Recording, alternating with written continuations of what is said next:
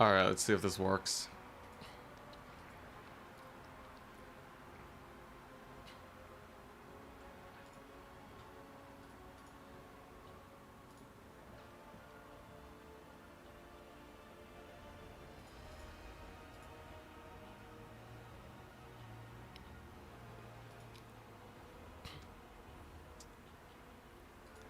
Are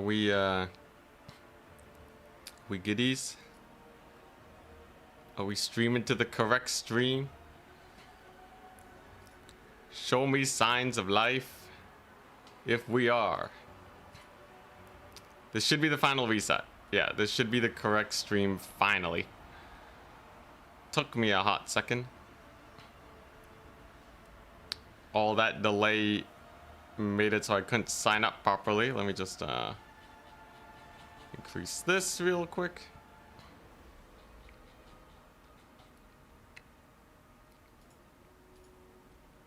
Okay, so we do that.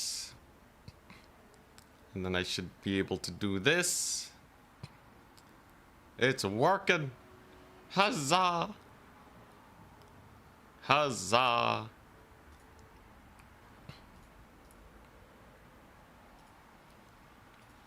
Alright, at Goblins, round 1.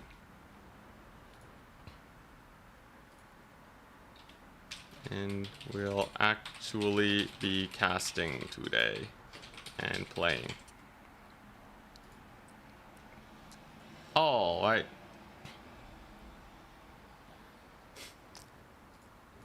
We made it. We made it. We're up against Moonlander. Alright. Moonlander. Alright. Yo, yo. I'm Demons of Chaos. Yeah, there's like a million signups a day. Charx is playing too. Crazy.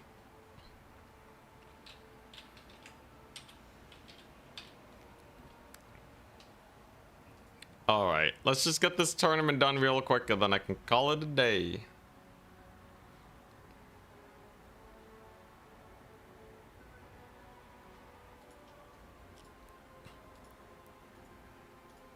Alright, he's Empire. Sick. Alrighty. We got some Demons of Chaos. Should I ask to be a late sign up? Sure. You want to play Obese Chicken? I can add you.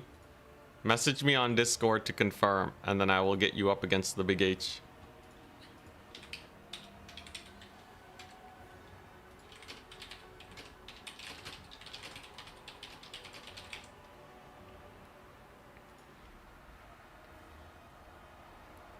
All right. We're up against the Empire. We got some maps.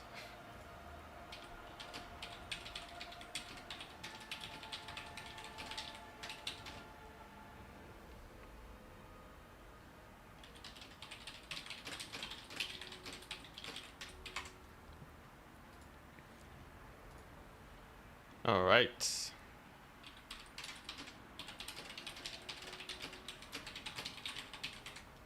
There we go. We got a little bit more adminning actually. Big H and Obese Chicken are facing off. And then we gotta beat Empire. Empire is apparently really bad for Demons of Chaos.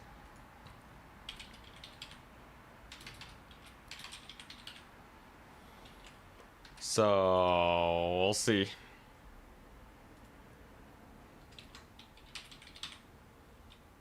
See how it actually goes.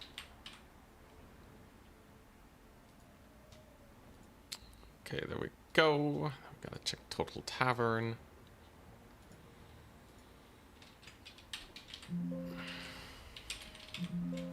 Gotta make sure they signed in and all that business.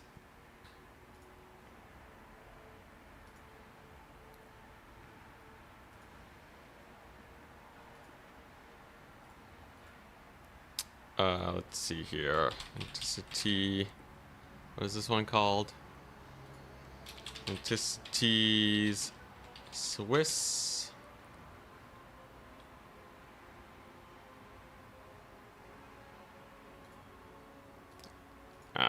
Anticities Tuesday, Swiss. SFT. And this is Charlie. We add them in. We make sure that they're checked in. Okay. And then I can actually play my match now. Ooh. I'll ban... What, do I want to play on Whirling Maelstrom? Maybe, against Empire.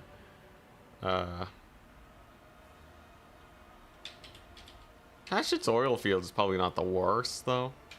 And Rift. It's either Whirling Maelstrom or Oil Fields against Empire. This is good. I do actually need to test out some builds against Empire with Demons of Chaos. Okay, so that all should be set up now. Okay, we're playing on Hashit's Oil Fields, okay. All the thingamajigs are set up, which means we can move on with our lives. Everything will be goodies.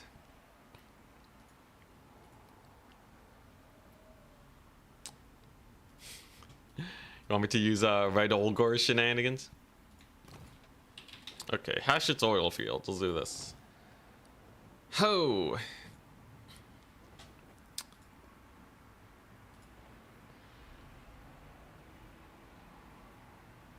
Late game demons can be a bit weak.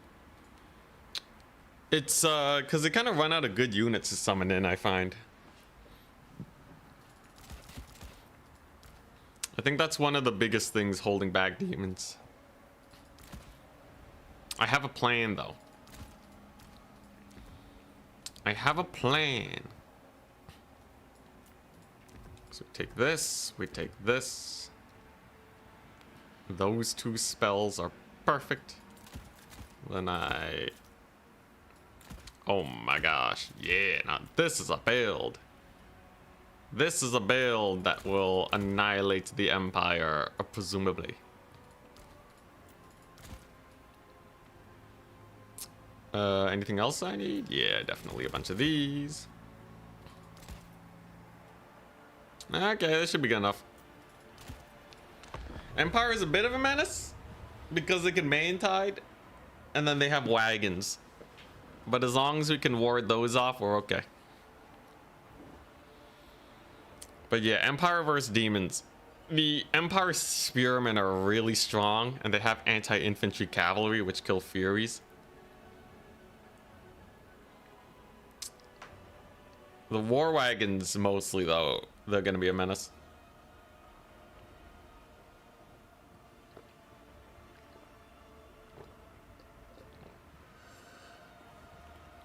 Oh my god, an ROR Luminarch. If he can hold an initial rush using the ROR Luminarch, I'm just screwed.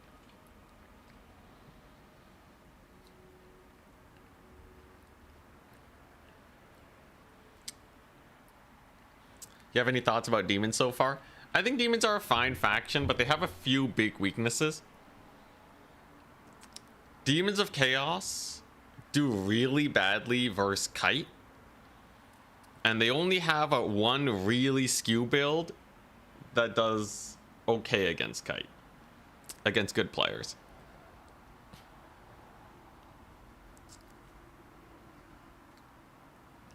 Wasn't this a Silk Song day? It was, but I gotta manage this tournament anyways. I might do a full Silk Song day tomorrow. So I do really want to play more of that game. Yeah, Luminarchs can do ludicrous damage, but anyways, this build should be good. We're just gonna go for the early capture point strats. Got lots of blues, and then after we'll consolidate and all will be well.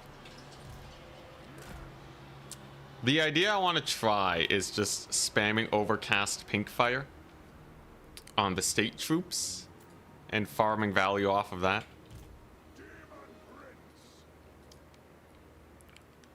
You know, the Tzeentch Soul Grinder doesn't actually punish Kite that well. Not against War Wagons. It's kind of weak there. But yeah, this should do. He went for Pistolier Kite, though.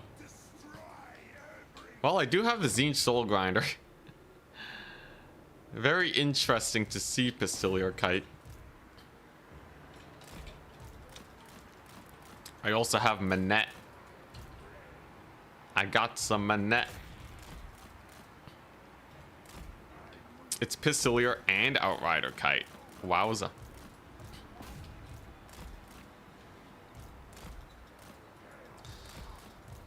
Ouch, ouch. Little bit of work getting done there. Otherwise, it's a halberd stack. Okay.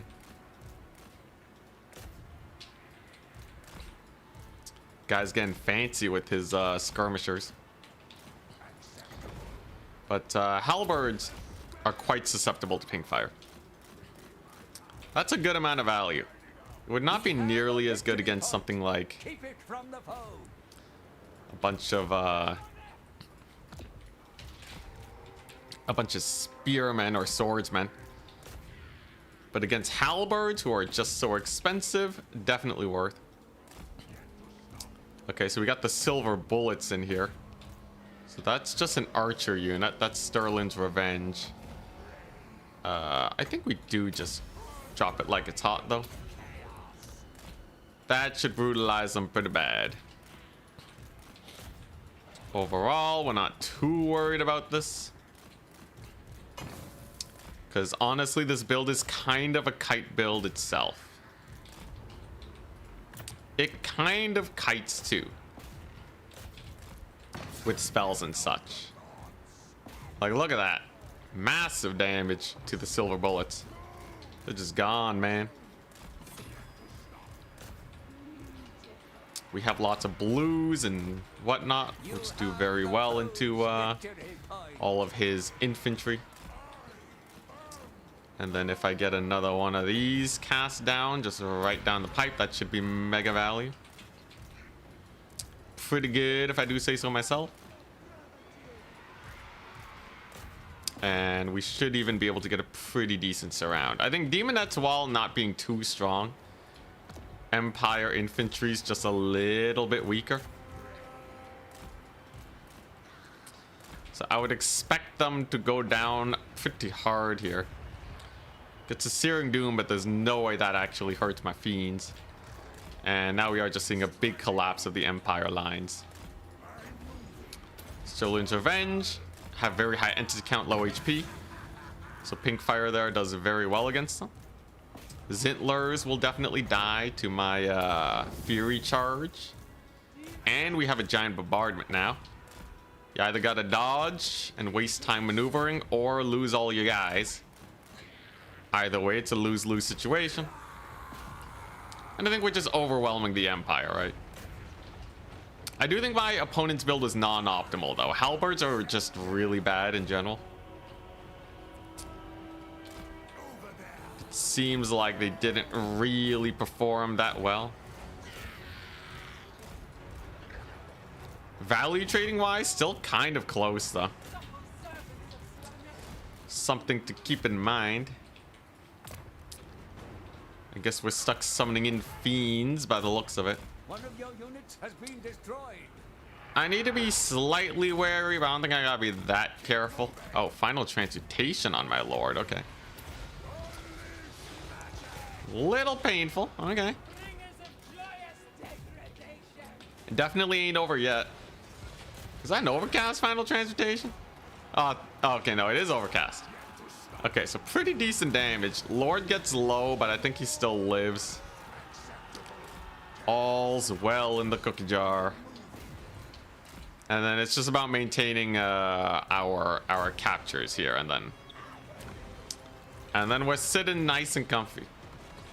Lord throw incoming. Nah, this guy's tanky, man. He's not like the chariot guy. He has 7,000 HP. He's a chonker. Oh my gosh, on your own men? How dare you, Gelt? Anyone know if Nurglings can beat Free Company Militia? I'm a little skeptical. Alright, so those guys are completely gone. We'll recharge the Spearmen. And yeah, Free Company alone can't really trade well. Overall, I feel like the build's not the worst. I kind of like the blues. Seems like they can get like half of their value back just by shooting their ammunition. Empire's pretty low armor, so it's pretty perfect for a bunch of blues. I would like to see how this goes against like a Maximilianaire though. Another archer unit. Look at him go. Also, we got to be wary of Gelt. There's a good chance that Gelt decides that it's time to end my life with one last final transmutation. And we're not about that. So I'm just gonna dip. One of your units has been destroyed. We're just gonna dip. Skedaddle. Get out of there. There we go. Get a little bit of a surround. And then as soon as Gelt's dead, life is chill. The Nurglings, though, surprisingly bad in this flank fight against the Free Company Militia. One of your units has I'm been telling you destroyed. guys, Nurglings are terrible. They're pretty garbage. I think he resummoned the Sons of Sigmar too, I see. Huge pink fire though. Dude, pink fire actually, I might just go hard on the pink fire against Empire. Alternatively, what if we go for the Burning Head Lord? So just go for the normal Burning Head Demon Prince. Would that be even better versus Empire? I kind of wonder. I do get Tzeentch's Firestorm with this, which is good, but like it's not super optimal versus Empire anyways. I might just go for the Demon Prince and Burning Head. That seems like a non-terrible idea. These are... Oh, those are Outriders? Alright. Here, I can dodge their first volley. Lord's a little tired, but that doesn't mean he can't juke. One of your units has been destroyed. Huzzah! Get wrecked, Outriders. Bet you thought my lord was gonna die there, but nope, he still has 600 HP in the dream. 500 HP in the dream. All right. And now Gelt's going for him. He's bloodlusted. Gelt wants to end this guy, Zerivik. Yeah, I know what you mean by weak late game, by the way, for Demons of Chaos. They don't really feel too great in the late game. I don't know. It's they don't really have cheap cavalry to spam, right? Unless you're summoning in a bunch of flesh hounds. They really don't have that cheap cav. So Gelt definitely wants to kill my lord, but we can debate him. And actually surround him instead with Furies. Pretty jokes, poor little Gelt. Full Fury surround. He doesn't have the mass to save himself. Should be good unless things start going terribly wrong. I guess One of your units has been as long as I destroyed. capture this point, we're good, right? Look at that. Some Free Company Militia are still chilling. Did not expect Free Company Militia to be such a pain here. This point's getting taken very slowly by Pistoliers. I guess I can just bring some Fiends on over there. There go the Knights. We'll give up the middle, but we got the flank point, so it's totally okay. But yeah, definitely lacking on that, Woeful tidings. on cheap cavalry is really rough. The cheapest cavalry we have is 750, and they lose to all cavalry at that price point. That being flesh hounds. Definitely, yeah, kind of makes things sketchy. We're gonna see a capture here on the far side. That would actually pull things back pretty hard. Some Empire Knights here too. They're still in this point. But as long as I secure this one, we're okay. And I do have enough fiends to actually support now. So it appears we will be okay. Even if it is a little bit sus on this far side. Zerivik can cast a spell on these Empire Knights. Pretty crazy. This game was actually surprisingly close. I wasn't in like full try-hard mode. And we still win fairly decisively by the end of it. But I don't like how close the value trading was. Also, this guy has 72 speed because he's bleeding out. The wounded debuff, man. One of your units has been destroyed. Aren't the riders demonettes? For Hellstriders? No, they're mortals.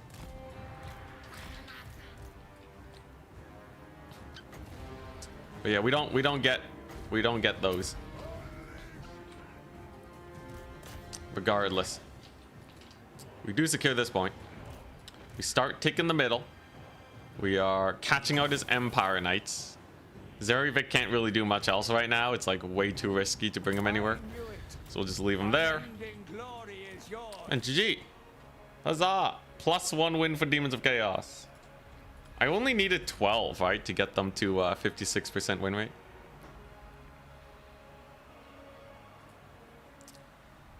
So not too bad, right?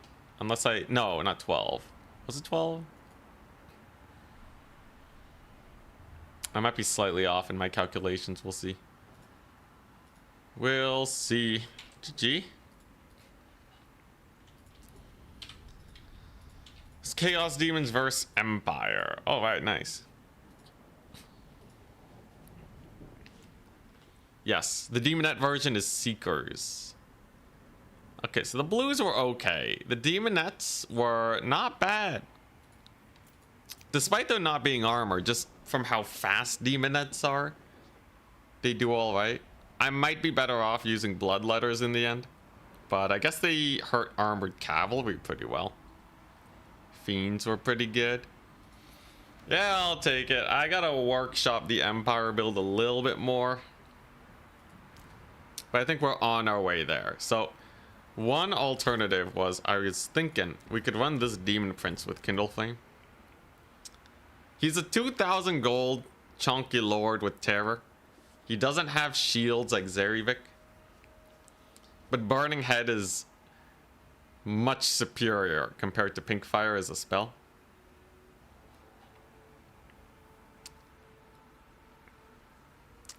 You can give him a Vigor reset. That's almost a full Vigor reset. And a pretty dramatic speed boost, actually. 30%. You know what? Let's try that one out. So how do Demonettes compare to Bloodletters? Bloodletters have worse stats across the board, but they have bonus are these guys terrible? Oh, they have HP. I see. Alright, I'll stick with 2 Demonettes for flanking, 3 Bloodletters for the main line. Then I have 750 for a does this guy do anything? Chromatic Aberrations. They have 10% missile block. That is useless. Again, an Exalted Demonette. Yeah, Blood Crushers are too expensive. What else would be good versus Empire? I do think being able to just beeline through them is nice.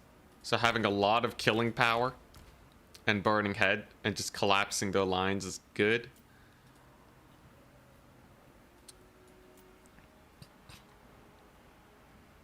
I can give my demons ITP. Ah, hell yeah, dude. Paragon of Ruin, that's where it's at.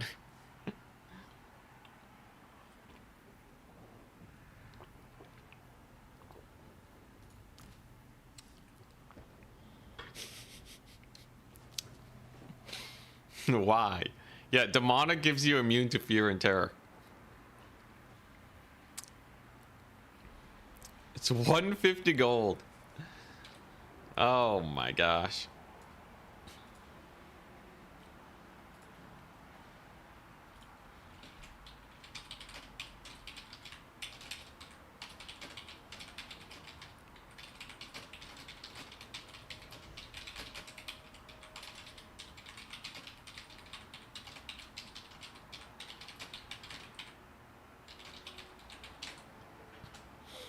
I'll bring it up with CA. I feel like the Demon Princes could be so much more interesting. Purge the Weak is kind of fun, though. I'll take that. Is it worth it to fireball Gelt to death? Probably not. Don't forget the 5% charge bonus. Massive. It's like fireball and Gelt is cool and all. But like, I think Burning Head is just a way more efficient use of magic because Gelt is still too cheap. He's too cheap to be worth fighting. Demonic Onslaught isn't even that good. It's a decent charge bonus boost, but like, paying 200 for it, man. These are not good abilities.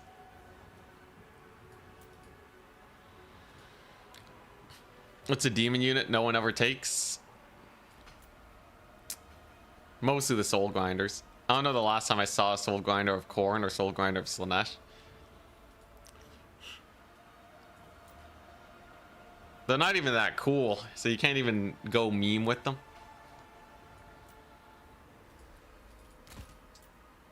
Okay, so I have 1,050. That's an awkward amount of money. I can get rid of 2 blues and take an Exalted Demonette.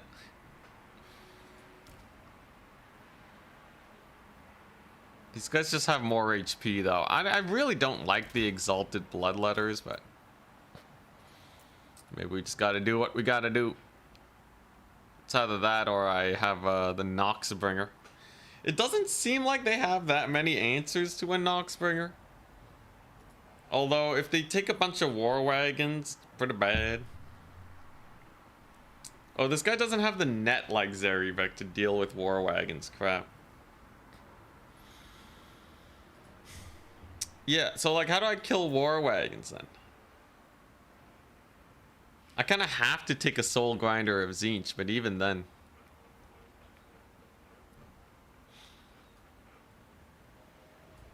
Slaanesh caster for narcissism? I assume you mean Pavane. It's not the worst. It's not the worst thing to just have a cheap Slaanesh caster in reserve for Pavane. It's not the prettiest solution. Screamers are good versus chariots. Not versus War Wagons, man. They're too fast. Screamers are 85 speed. They'll get shot to bits. And then countercharged by Cav. I kind of like the direction this is going, though. Just like a handful of Furies to charge the cavalry. I think there's a lot of anti-Fury cavalry, but like, yeah, this is...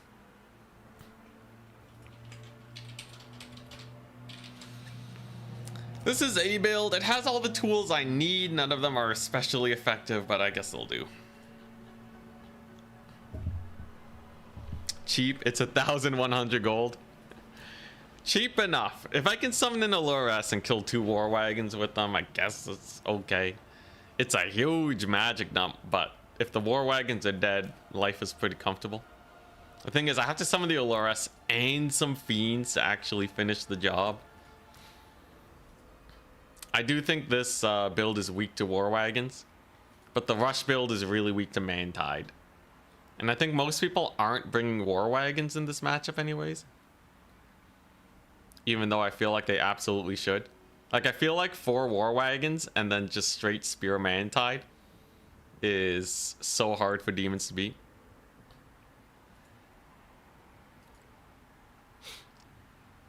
Screamers are good versus nothing except chariots. Yeah. Their stat line's terrible. They have to get their anti-large to hit anything. 5 hardest matchups for Demons of Chaos. As it stands, I'm having a hard time versus Betonia, Empire, Wood Elves.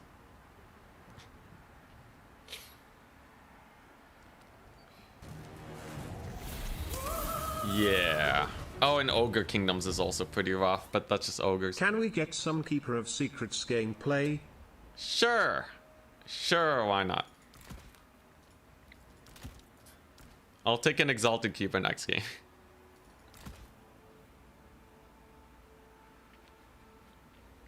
Plague Drones versus War Wagons. Not really fast enough. You need something to net them down. Cause yeah, I don't think any like usually to beat War Wagons you need a lot of cheap cav.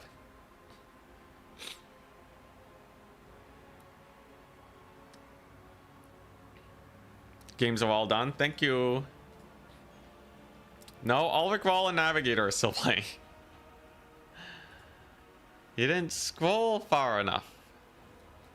Unless they are done and I didn't realize. As far as I can tell though, not all the games are done. Obese chicken, how dare you?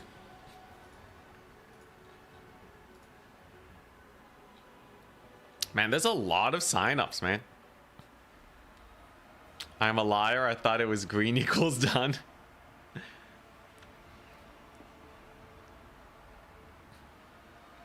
You don't like the lord choice? All these flying demon lords are so expensive and not that good. So the problem is like, what else is there, right? So a Herald of Corn is also really expensive. He also costs 2,000 and doesn't have terror. I agree that most of the demon princes are a little overpriced, but I think everything here is overpriced.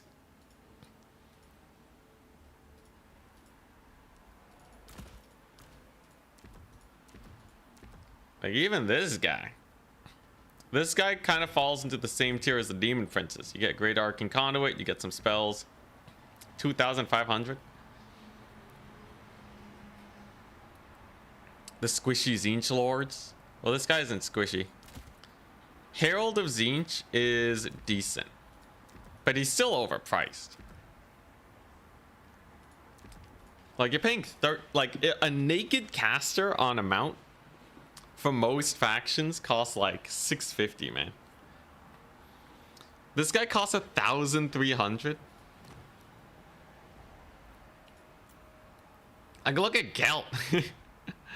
So Gelt on basically nothing is 700. Maybe he's slightly weaker than the Zinch guy, but he's still extremely cheap. If you want a cheap lord, right?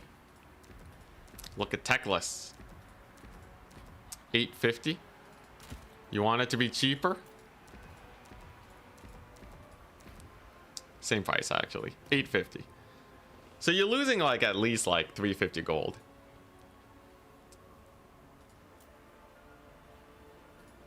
You can take Dark Elf casters too, like this. For 600. So I don't think there's anything here that is really worth. You can take a Herald of Slaanesh at 1,300. Like, yes, they can fight a little bit better, but it's not worth. But they have that huge 20% physical resist. Massive. Okay, like 100 speed and good melee stats is nice, but yeah, I think if horse lords, so the only good horse lords are the ones that have a lot of armor. But then the only one that has armor are the Corn guys that aren't spellcasters. And then you have to take 2 guys that are cost inefficient. Allure S is 1,050. I think the Allure S is not the worst though. This is reasonably cheap compared to 850. Like it's not like, you know, for the fact that you get a fairly good fighter out of this. In the right situations, yes. But most situations you don't want a fighty horse character. Does the Herald on a Rotfly. He's base 1600. 720 missile strength was a lie. Is that actually how much it has? 3 projectiles. It shoots every 5 seconds. It makes it sound like the Corn Soul Grinder can like kill every single entity in melee.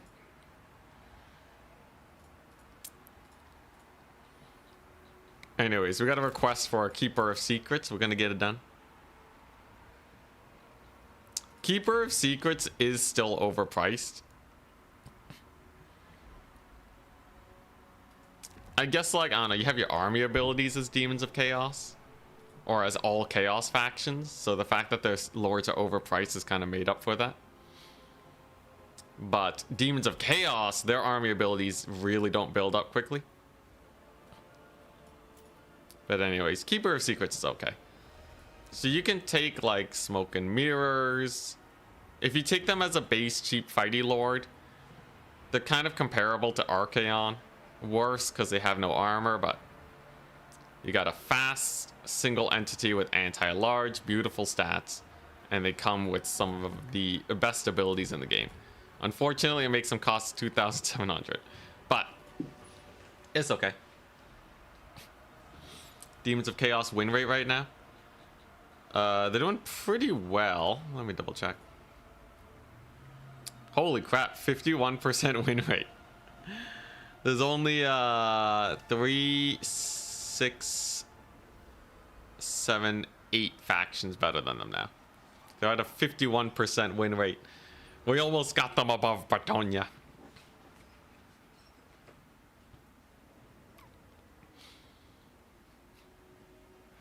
OP faction. We're almost there. We are almost there. And then after they after I get them to the #1 spot, I'm never gonna play them ever again. And no one else should play them ever again.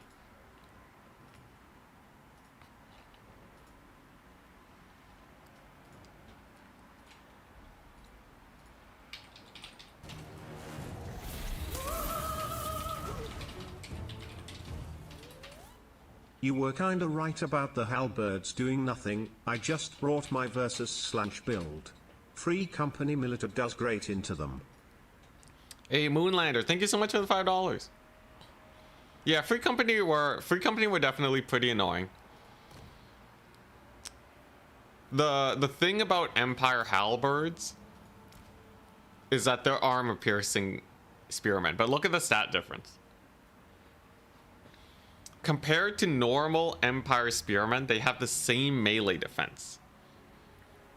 They don't have melee attack versus infantry. So unless you're specifically fighting something that's armored, you're paying a 200 gold premium on this unit. The HP difference is pretty mild, all things considered. The leadership is not bad. But 200 gold is still 200 gold. That's absurd. And Empire Spearmen also do just fine versus Cavalry. Cavalry don't want to fight anti-large infantry in any scenario. So, what are these guys good for? They're worse against infantry. They're worse against cavalry.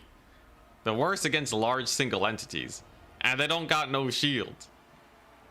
They are completely outclassed by Empire Spearmen shields. They do have plus 10 leadership though, I guess because they're more elite. But yeah, it just doesn't really make a difference. You know what?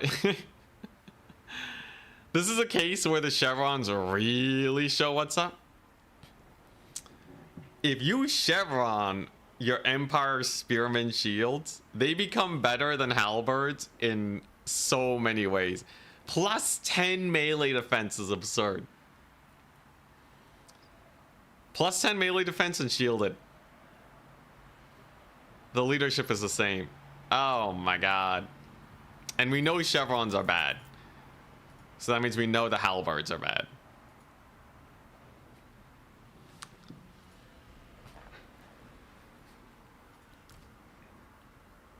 it's the AP values. Yeah, but against nothing, right?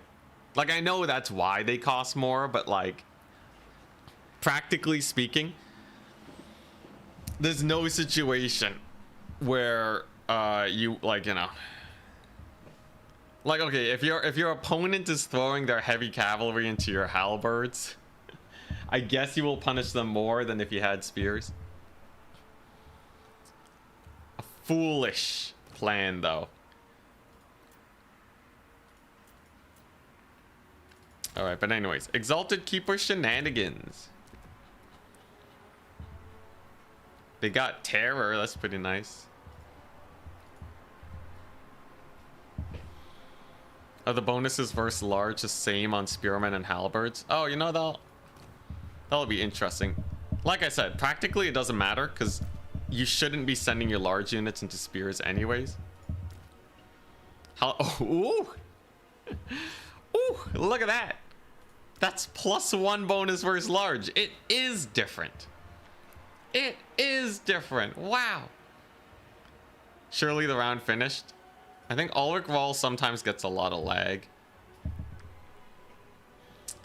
Somehow it hasn't finished yet. Yeah, god dang. 16 bonus versus large, up from 15.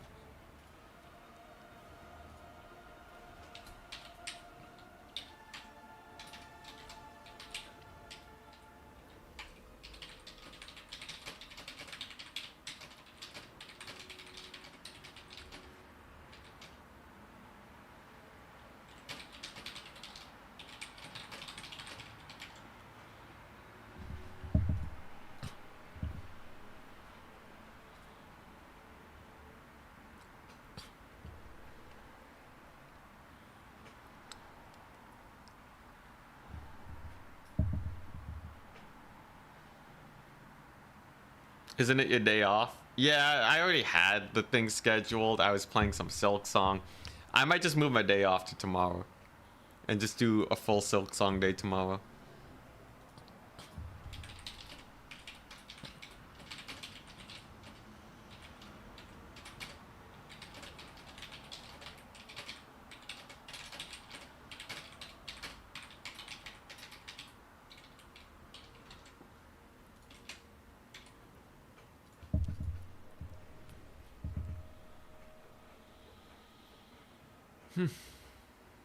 Stick Empire.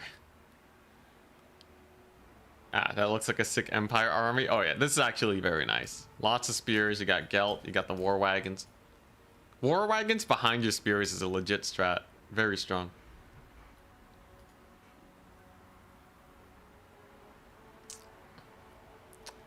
People are getting mad at Kislevite warriors compared to Empire halberdiers on Reddit. What's the comparison? Kislevite warriors.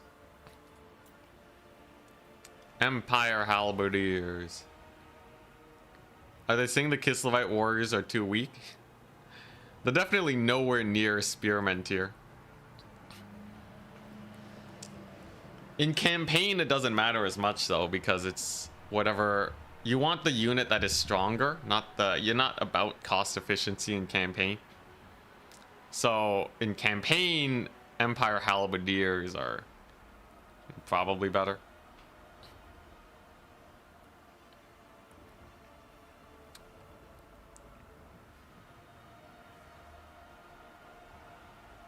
If they had 26 bonus versus large, you reckon they'd be a bit more competitive? A bit, but I still don't think they'd be that good. Because people fight halberdiers with infantry and spells. There's no situation where you would want to have a large target on halberdiers. It's one of those situations where it's like, okay, yeah, your opponent's misplaying. Like, if you gave Changebringers more missile strength, most Tzeentch matchups would not change.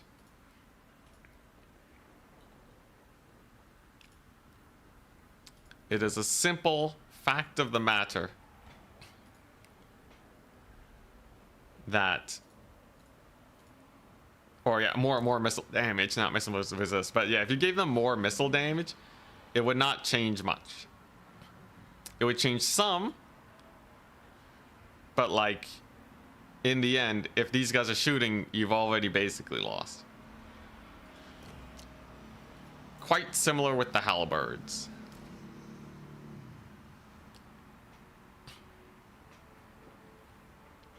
Also, Kislevite warriors, they're unbreakable is definitely the biggest strength. Unbreakable and loose formation is really good against spells. But like I said, in single player, that just doesn't matter. In single player, who cares?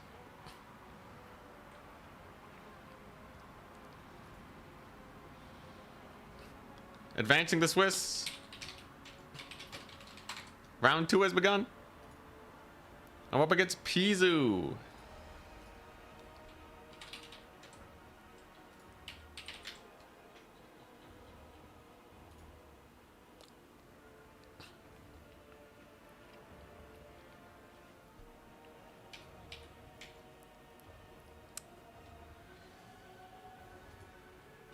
All right.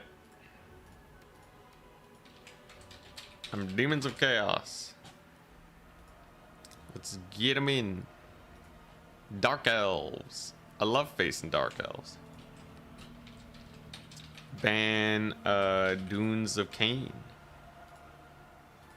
Do I have a preset Demons of Chaos build versus Dark Elves? I think I just kind of rush them most of the time, but I should probably make a proper build. Wants to play on Carcass. But yeah, I should have a proper build versus Dark Elves because... Well, is this rush build good enough for them?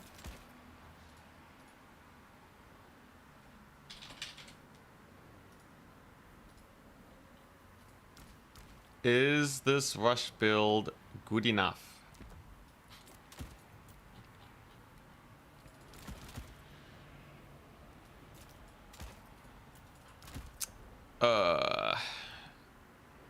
Let's see here, because I want to be able to catch the chariots, right?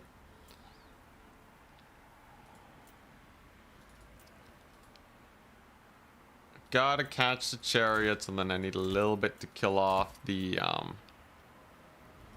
big spooky boys, the big halberds, the Blackguard of Nagarond. The final transmutation build was definitely hilarious. But yeah, let's stick with this.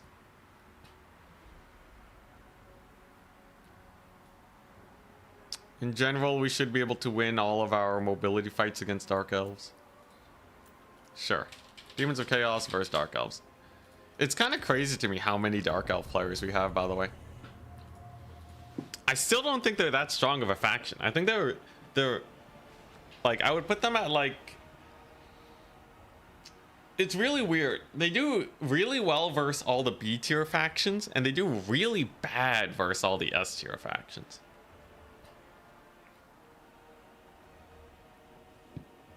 And the reason is because Scourge Runner chariots. Like, it's just Scourge Runner chariots. So I don't know, man. Anyways, yeah, Fiend maxing, it does well.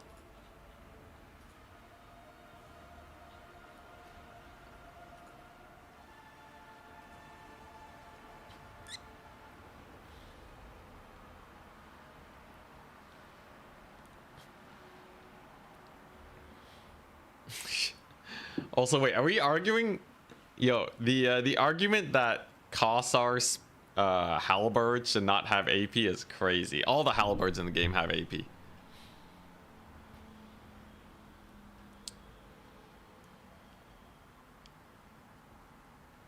Also, honestly, it probably wouldn't change that much. I guess it would. The difference of like fighting armored infantry is definitely a little bit there. Also applies to halberds, but I'm telling you right now, if Kislev could run Empire Spearmen shields, they would.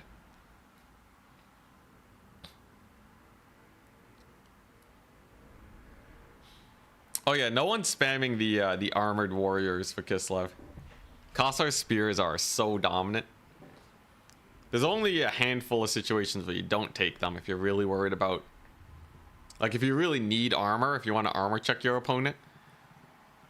But that's just like a play style thing.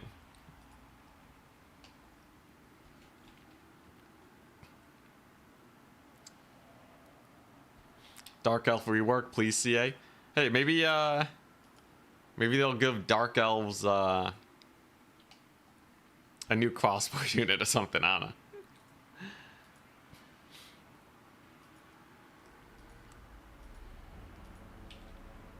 Maybe. Would that do anything? I don't think so. I don't think they really get anything for that, but whatever. Alright, ready? Good luck, have fun.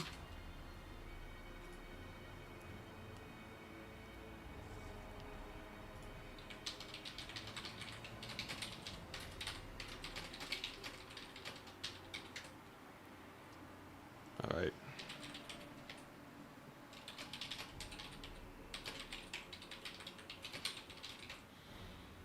Morovi. Okay, so we had a drop from the tournament.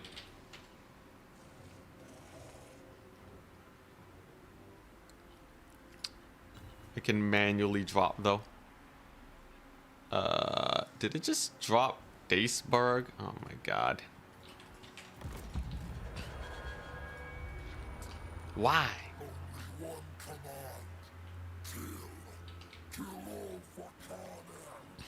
Alright, I'll manage it later.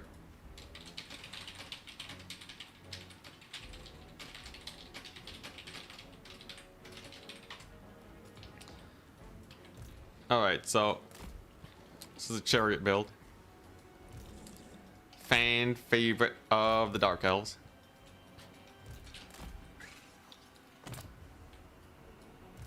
Is this a build that I can just YOLO into? Keep it from them. Gotta be careful with the chariots, right? Oh, he's going for my... He's going for my caster, bro. Going for my caster? How dare you? He got a, he got the Dread Reaper Bolt Thrower too, okay. Alright, well, first things first, we're gonna do this. We're gonna do that. We get absurd melee attack values, and then we're just gonna kill him. I'm just gonna go straight into the lines of the Dark Elves. He shouldn't have much magic to actually punish me here. He gets the Tormentor Sword off, but it doesn't last very long. And then the goal here is to just pile on in as hard as we can. Because summoning in that artillery piece should be a massive liability to the rest of his army here. Unfortunately, my big boy over here is getting a little bit screwed over by... I don't even know what. But this is looking pretty bad for my opponent. I will have another Pavane soon, too.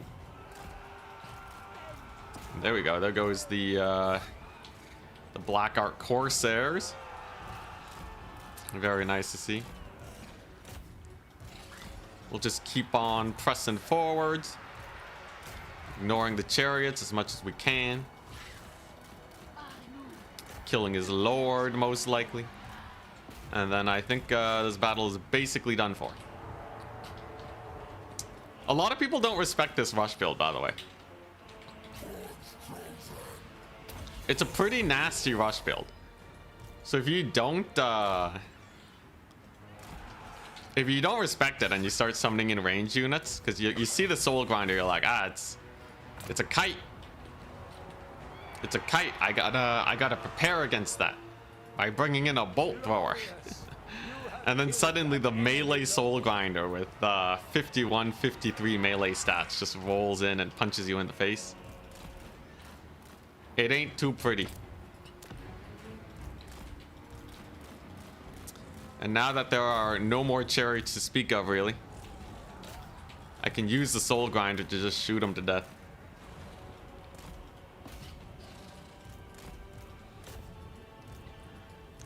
How marvelous.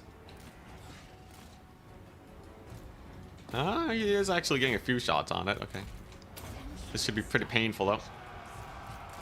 Mega speed boosted. Fiends getting in there, crushing it. There's a sick melee attack boost. He did get the artillery piece back though. Very nice for him, but in the end, there's just too much stuff routing, right? Without a lord, everything here is going to be routing. There goes his caster too, brutal. And remember, everything here has absurd melee attack. 82 melee attack Furies. Kind of bonkers. Summons in the Cold One Knights. Desummons the artillery piece. Fine by me. That's a pretty big loss nonetheless. Given that there was just a Cold One Knight summon, I can probably continually chase her off.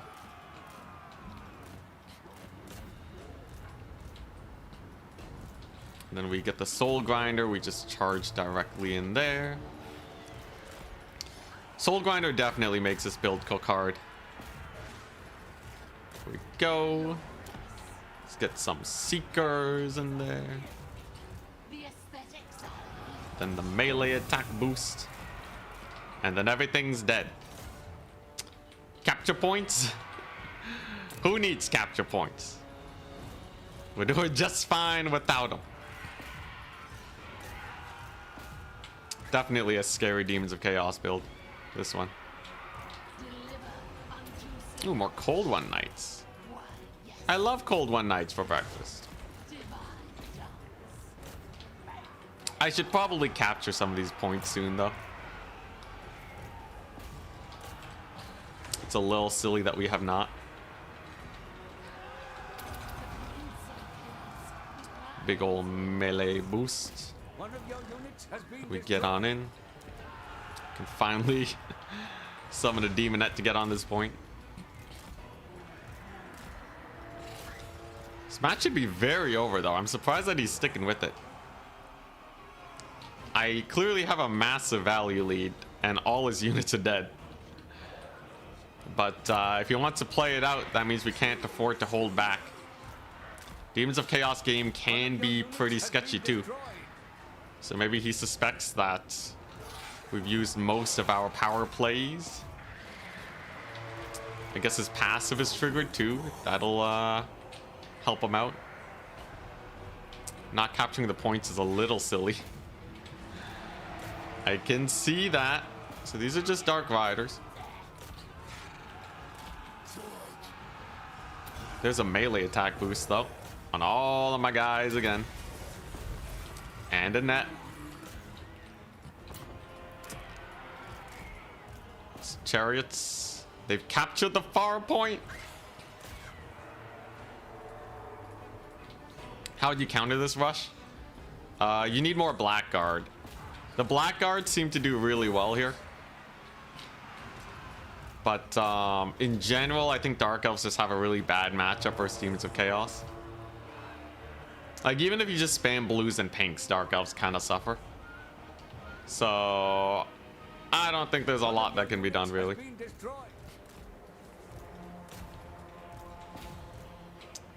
Okay, yeah, we'll just keep camping his backfield. Some Cold One Knights, I see. Yo, he's getting spawn camped, man. There's a speed boost, 50 charge bonus on my units here, and they're dead. Dude, Cold One Knights getting insta-gibbed. The big problem here is you don't win the cavalry fight. That's the big issue.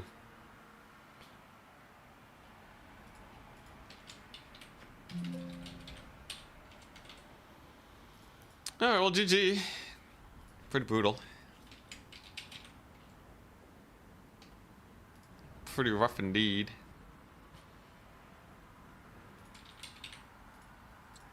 But I guess that's how it goes. Yeah, they don't have good cavalry with magic attacks either. Doomfire Warlocks are actually still pretty weak despite the buff. But like, look at the Scourge Runner Chariot value, right? This is after they got some pot shots on my caster, but then they immediately die. The Bolt Thrower doesn't do anything, right? And like, what are you gonna do? Just spam more infantry? Is that really gonna be the solution when there's a Soul Grinder romping around? Furies tremendously outtrade you. I think the biggest issue is the Dark Riders are just barely not enough to really kill the Fiends effectively.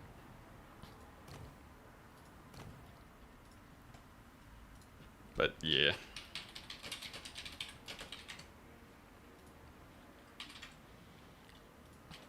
Increasing that Demons of Chaos win rate 1 game at a time.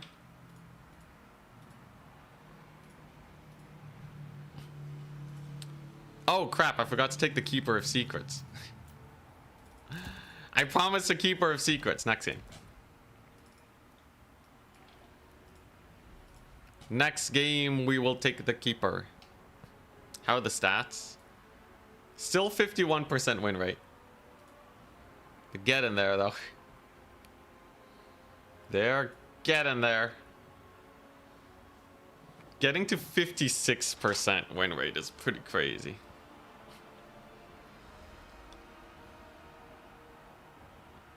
So, let's see. On 114 losses...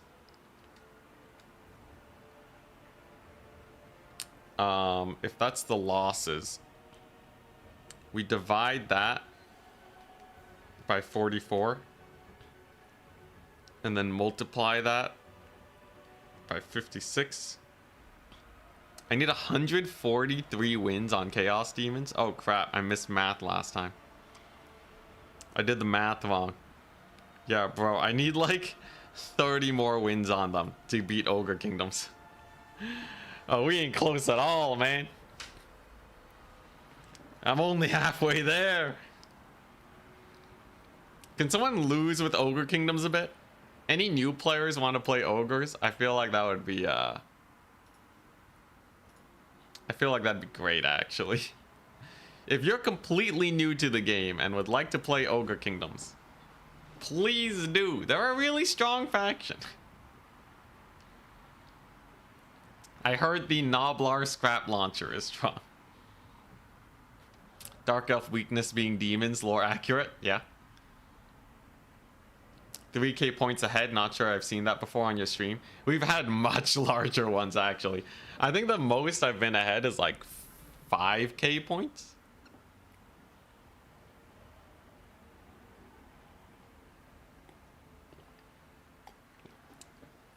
Is there a hotkey or mechanic to counter enemy charges with units that are anti-charge?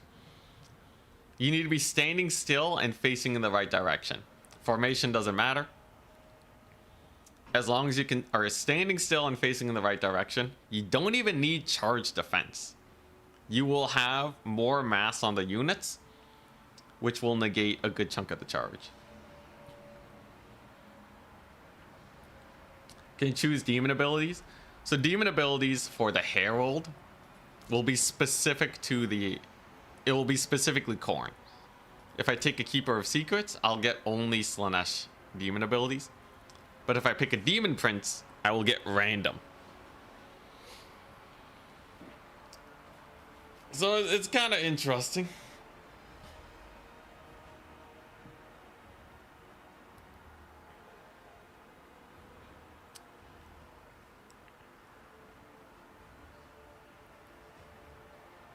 Will Demons of Chaos get the Slaanesh DLC units? I'm sure they'll get all the demon-related ones. And Warriors of Chaos will get all the Warriors of Chaos related ones. Which means Warriors of Chaos is probably getting buffed, right? Unless they just don't add any mortal units. Surely they do though, right?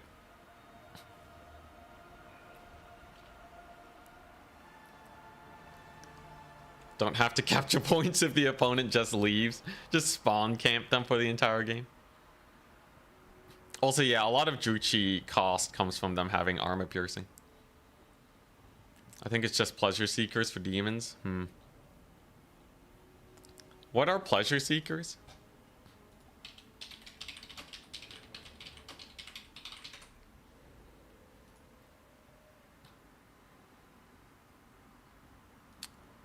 Oh, is that just like another fiend? Yo, I feel like if we just get a fiend 2.0, that's not really useful. If it's stronger than fiends, it's getting banned. If it's weaker than fiends, then you just take fiends. What do you think about Slaanesh getting crossbows? I think unless it makes it possible for them to run traditional builds, I don't think it changes much. Because crossbows don't really help a rush faction. But it will help them against stuff like the Cathay Balloon build, maybe. And against Vampire Counts, maybe. In fact, I think the Vampire Counts matchup will wildly swing in the Slaanesh favor. And against Cathay, it depends. Because Cathay has some really good magic to kill, like, you know, a unit of crossbows. I doubt they'll have high armor. So, unless you can field them en masse, Cathay might still be really good into Slaanesh. Bit of a toss-up. There's Slaanesh Necropolis Knights. Isn't that already fiends? Unless they have armor, right? Like, fiends are already kind of it, you know? Like, Slaanesh doesn't need a slow monstrous unit. Fiends are just as good as any other monstrous unit, unless they're ludicrously strong in melee. You know, if they're fiends but their stats are like 50-50, then okay, sure, but I'm telling you, fiends. They're just fiends. A lot of people are saying they're like Necropolis Knights. If they're like Necropolis, if they're just slower fiends with better stats, I don't want them. They should be fast as F. Then they're just fiends. They're just fiends. Unless they're cheaper fiends. But I doubt that. If people are comparing them to Necropolis Knights. If they're more expensive fiends, then it's just the weakness of fiends, but more, right? Unless they're better, and then they get banned. There's no way this works. There's too much unit overlap there.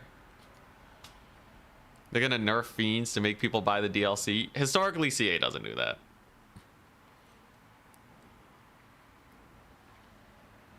They just nerf stuff based on what the multiplayer community is complaining about. And I think fiends, even if they get a mild nerf, they're pretty low on the docket.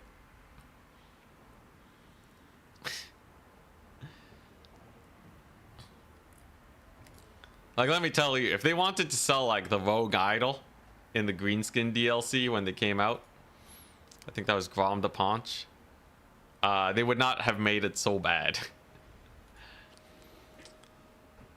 Also, they cater to the single-player community, and it actually doesn't matter. In fact, if they want to cater to the single-player community, then it would make the most sense to make them a stronger fiend, so a more expensive fiend, and then call it a day, because single player loves really strong units. Here to see you grind. What's up? The grind continues. I need to get what was it? It was like 30 more wins with Demons of Chaos to get to number 1.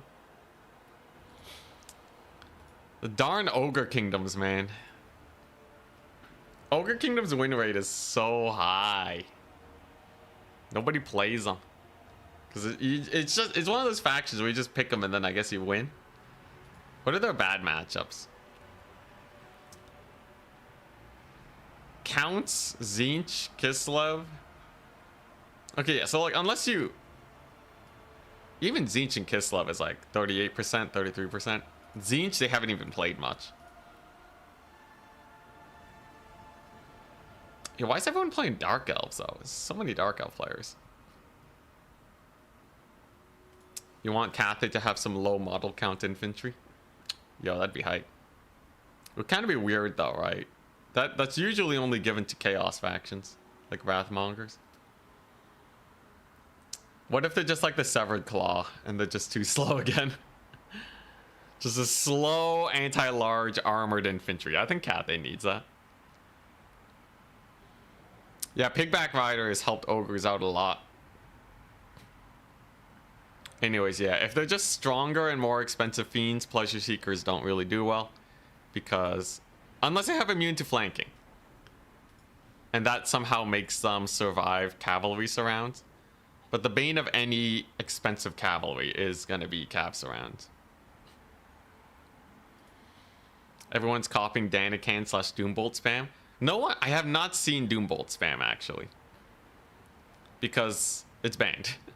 And if you take it on Doomfire Warlocks, it's not that good. Copying Danican though, absolutely.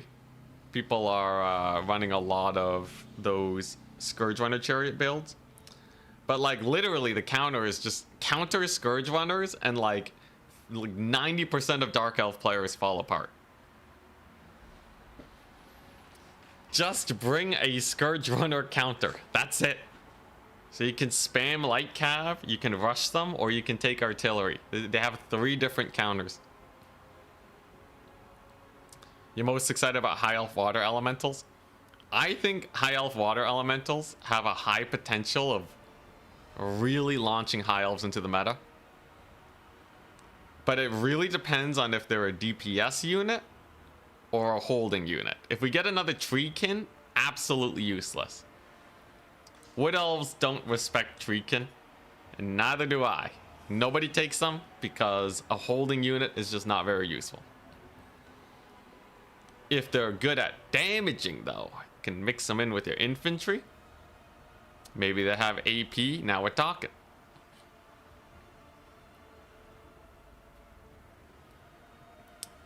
But they need to be able to help High Elves win the frontline fight. That's what they struggle with the most. If they don't do that, it's over.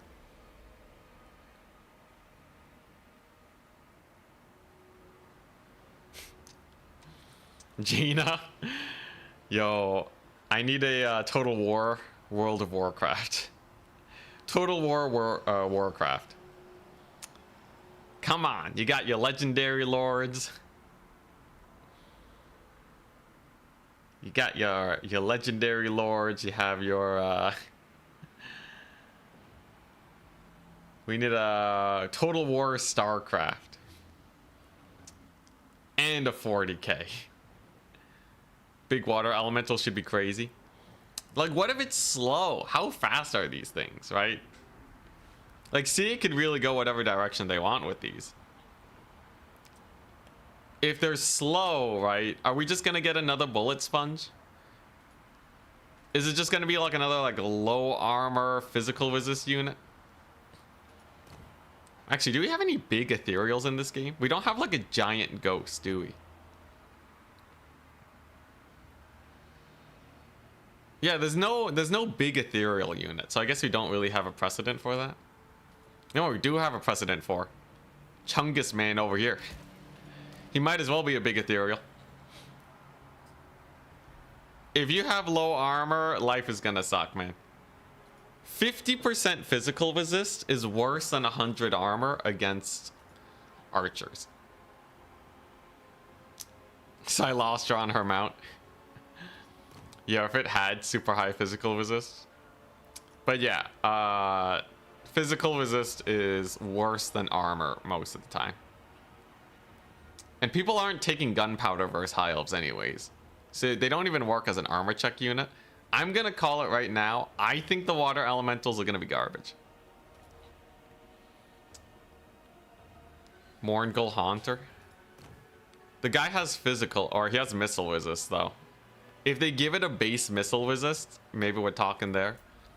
Morngul Haunter is a squishy target with 30% missile resist. Not even physical resist, and he still kind of dies to archer spam. Mostly because he's low HP. Anyways, I think the water elemental's gonna suck. I'm calling it right now. Write it down. Every time you play Empire, the world devolves into giving you Kislev and Dwarf matchups. Really? I feel like we don't see a lot of Kislev. At least I don't see a lot of Kislev.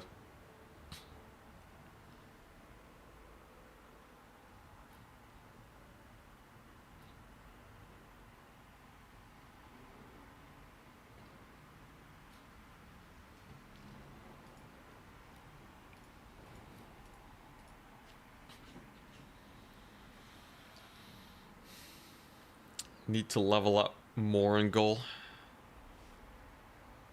Morangul Gengar. Why are we calling that? Because I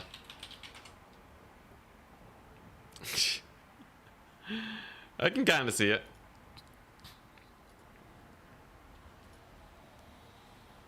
Water elementals with 80 speed. They're just gonna be Treekin. They're gonna be Treekin with no armor, man.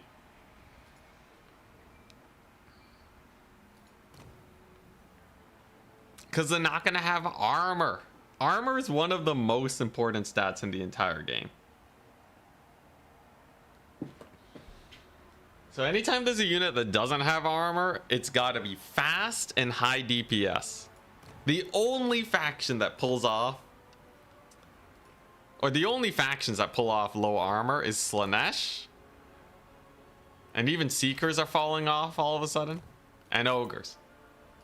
You know why? Because the base speed is ludicrous. These two factions, okay? They are fast. They can get into the fight and kill you before you kill them.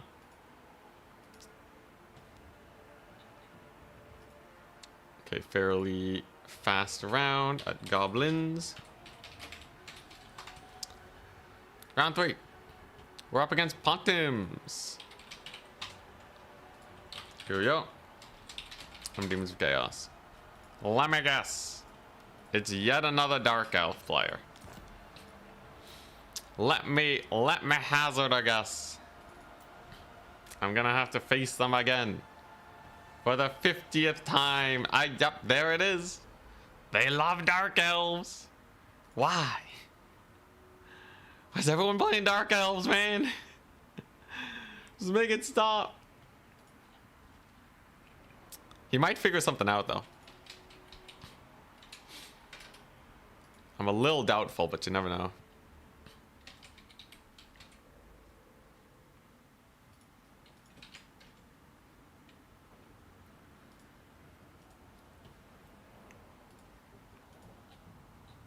What are the maps?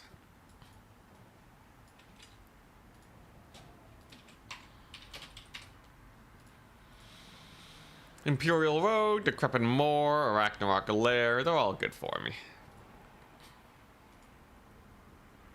I wonder what build you'll take? Yeah, unpredictable. There is a Warcraft mod for Medieval 2. Oh, hell yeah.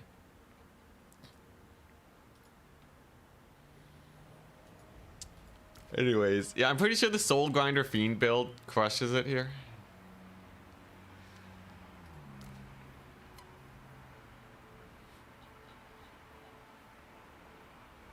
Mangler Squigs. Yo, Mangler Squigs are pretty jokes. Fast and high DPS, that's all you need.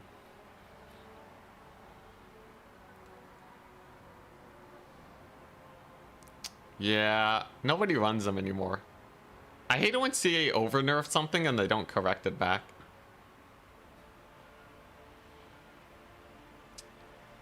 The unit, though, is kind of weird. Because they're like a bloated corpse, but like way better in every way.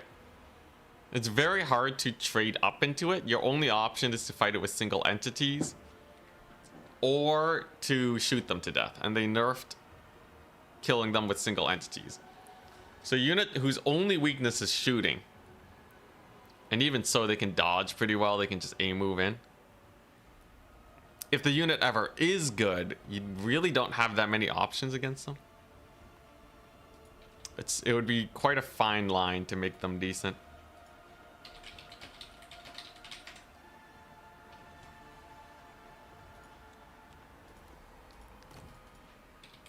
A Ragnarok Lair. Alright, let's see if he has some crazy strats to beat the Demons of Chaos.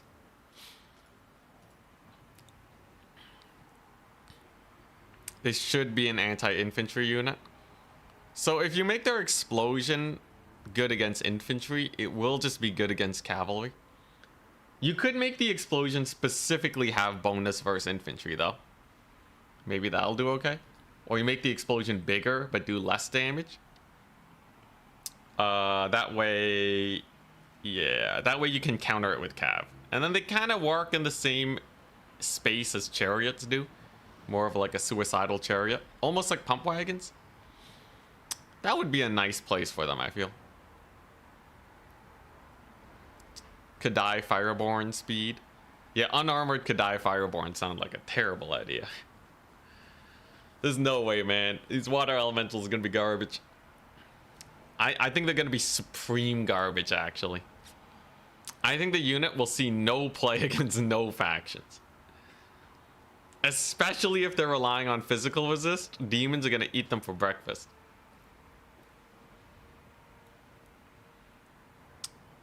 And then what?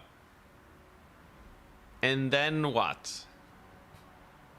You know, it'd be jokes if they had like 80% resistance to fire because they're made out of water. And then like they're actually just a counter to Tzeentch. Just Tzeentch.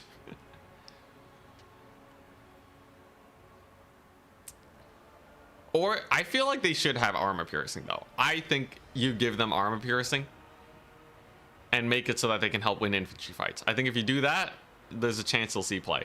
Knowing CA, actually, they kind of love giving everything AP. Maybe they will. You think it'll be launch garbage or nerfed into garbage? I think it will be launch garbage. Yeah, fire resist, the best resist in the entire game.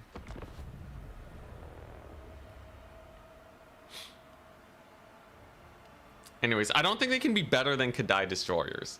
Or not Kadai Destroyers, Kadai Fireborn. I think Kadai Fireborn will... The armor just makes such a big difference. Unless the water elementals are stupid cheap. Maybe they're stupid cheap and they make for a great holding unit.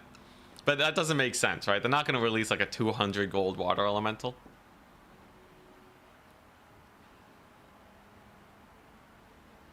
They should have super aquatics. If it doesn't have aquatics, I'm gonna riot. The two best stats in the game. Aquatics and fire resist. Truly an impossible to kill unit.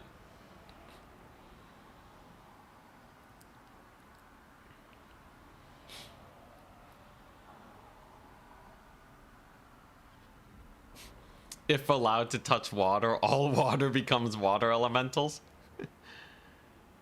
You just start spawning water elementals. They should be able to vanguard on any water that is on the map.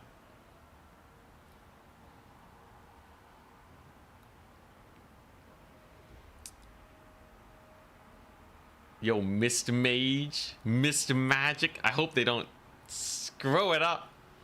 Mist Magic better not suck, man. I swear, it better not suck. After all the complaining I've done, after all the data I've given them, Mist Magic better be at least decent. As a Pokemon player, it will bother me if a water creature can't beat an iron/fire creature. That's true, that's true.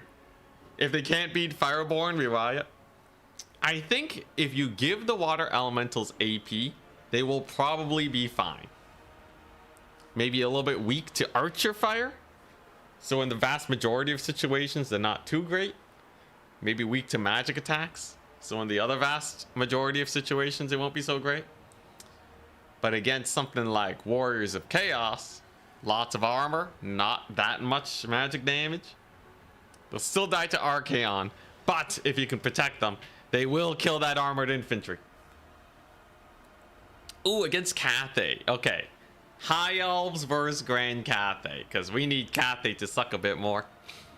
Because all they got is armored infantry. Not a lot of magic damage. Crowmen should die to water elementals, right? Boom. Boom. We have a matchup for them. If they don't do AP though, then they're not going to do good there. And then what? Greenskins? Okay, non-armor piercing anti-infantry option. We're just going to assume anti-infantry. Maybe they have anti-large? No. I think they'll probably be anti-nothing. So specifically, we're going to see them use against infantry. And then what? And then greenskins, high elves versus greenskins. They'll have a unit that can win the frontline fight. It's gonna die to the skirmishers. I don't see a world where this unit is like made out of missile resist and it doesn't get shot to death. CA is too scared to give a unit more than 25% missile resist. Unless it's Malagor. Or no, Morker. Unless it's Morker. But other than that, they're not going to give anything any amount of missile resist. What happened to the keeper? Crap, man. Freaking out. I keep forgetting about the keeper. You guys got to remind me to use the keeper. I got sucked into the water elemental discussion. I forgot the keeper, man. Oh, okay. Some anti-blob tech. Love it. I will get the keeper of secrets in. I will. They will arrive. Crouching tiger, hidden keeper. They will show up. Eventually. Next game 100% keeper of secrets. Okay. Also, what's with the double caster? Keep it from the foe. It's kind of crazy. Melkoth's on the fiends? You crazy, man. Fiends have more spell resist than Khorne units. You ain't gonna do jack against this, man.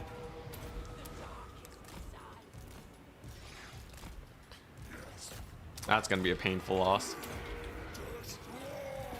If those guys die, it's over. Not a lot of units here to really help either. So there goes a very expensive unit of cavalry. One of my fiends, though, actually taking a little bit of heat. We must be mildly wary here that this engagement goes to plan. So that's the AoE. There's not much I can do to really dodge it, though. I think we're still okay. A couple Cold One Knights get summoned. Trading wise, we're doing great. I don't have to worry about that too much. Cold One Knights are not the biggest issue in the world either.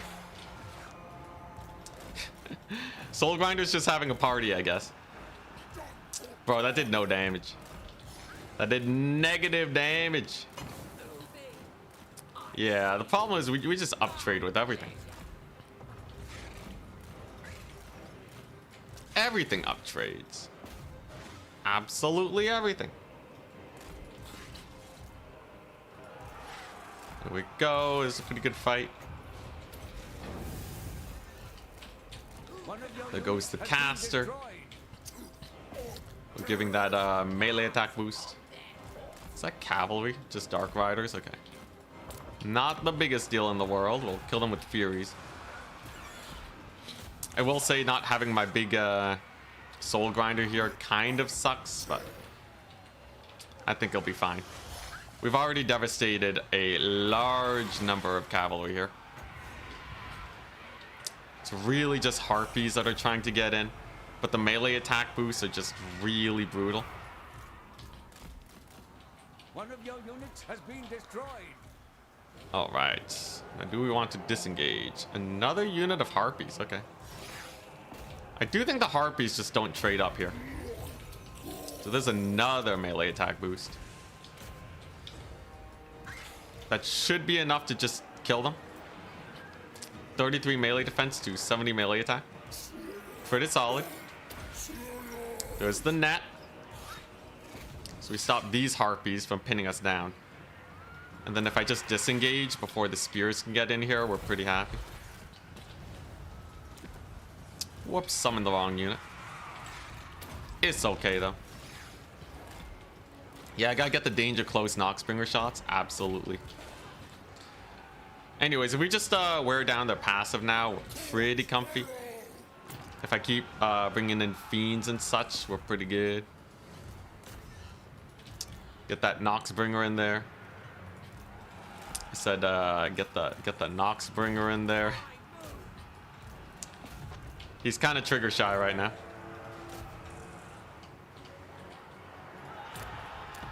A little bit of an awkward situation that I found myself in. What are those? Some Dark Rider shields. Not a big deal. Yeah, we're gonna need a big old charge here. You will get a pretty nice spell cast. A little bit of that blob punish. I will just have to straight disengage from this. Not the smartest fight I've ever taken.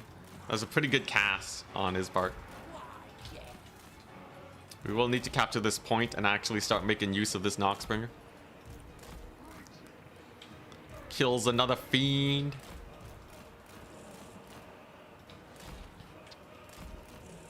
Alright, finally the Noxbringer could get in here. But yeah, as soon as I start resummoning fiends, we're good. Oh, that was a good one. It's a fairly good shot. I've been really bad with the Noxbringer this game. Could definitely be a little better. It's okay though. We will have fiends soon. Let's go and get that shot in on them. A little bit of work. Even hit the Dark Riders a little bit. That's fun. Mama Marath. She's gonna get bullied. She's gonna get knocked back though. Interesting that we see a Harpy commit here. I don't know if they'll like that. And then you there. Speed boost! Dang, it still hit. That's crazy. Anyways, I should be able to just kill Marathi. She is rather exposed. She is, yeah, full surrounded here. And she has this bad boy. The triple SE squad is disgustingly good against characters. So she will be able to get one last spell off. But there's no way that's enough. She just got dumpstered. 0 life left. 100 to 0'd, man. Dude, I love this hero squad. They're so strong. It's disgusting. Marathi didn't stand a chance. Oh my god. Foot character? Foot character with low HP? Don't mind if I do. Very nice. A little Doombolt might hit though. Ouch. Ouch. Yeah, it's a little painful. Thankfully, these guys don't die, so we'll do that.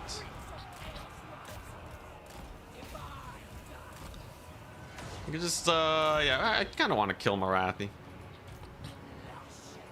you go. So the Pavane should finish them off. We got our fiends in here, and as long as we capture this point, we're pretty comfy. Holy crap, though. Foot character chasing in this game. Can we get the hit, lady? I hate foot character chasing in this game, man. Well, this is the stupidest thing ever, man. There we go. All right, she's dead. She's dead. We did it. We did it. There's the net. There's the melee attack boost. Huzzah! Dude, the fact that Cold One Knights can get dumpstered so fast in this matchup. The poor guys, they got nothing, man. They got nothing on this build.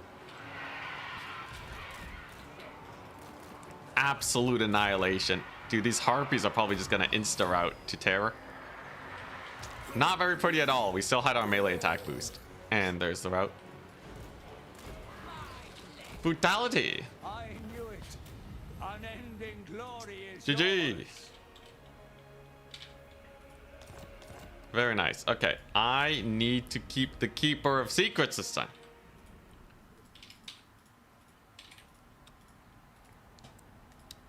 Keeper of Secrets for life.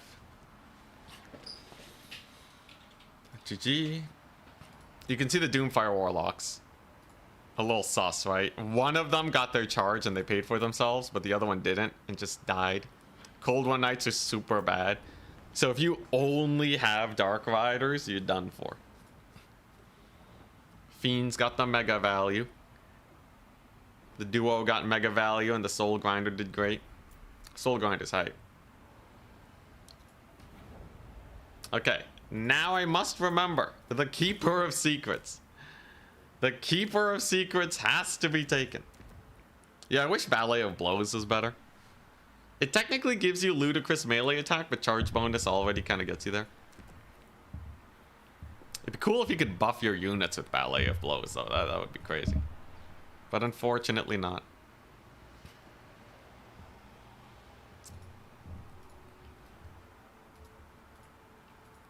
Harpies never stood a chance. Yeah. Without the Lord, Harpies are... It's pretty rough. Also, yeah, we don't need to get points. We just gotta uptrade.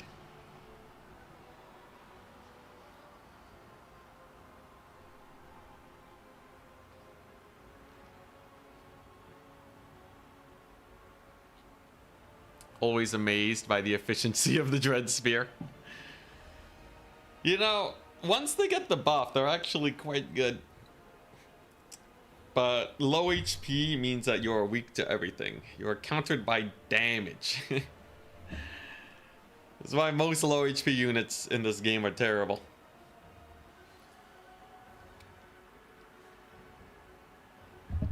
Alright, so Keeper of Secrets. We got everything we want. I kind of want to try the Shadows Keeper. It's been a while. With like the Malkoths. Maybe even a Pendulum. What works best with the Keeper? I don't know if Heart Seekers are good. Okay, they have slightly more HP than normal Seekers. And they have better stats, but... way too risky, right?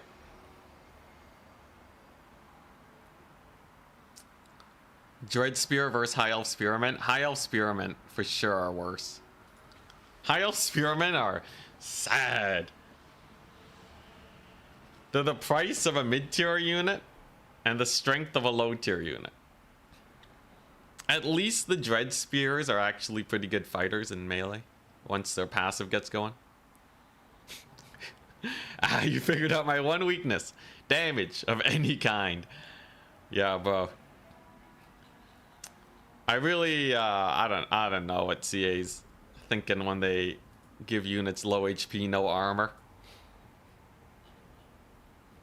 And then not much else to speak of. Although there are some units that do actually make it work. Admittedly, there are some low HP units with no armor that can actually do well. Although, funnily enough... Wait, let me check. Yeah, no, Wildwood Rangers actually have a normal amount of HP. You know why Wildwood Rangers are good? It's because they actually have reasonable HP. Like, we're talking like they have the same HP as, like, almost a Marauder. And then suddenly, wow, they're like the best Wood Elf infantry unit in the game against armor. Dryads have 60 armor, 20% Fizz res. But they're also cheap, so you don't worry about them that much. Eternal Guard are also relatively cheap. So it's not like you can just counter them with spells. But yeah, there's a reason why,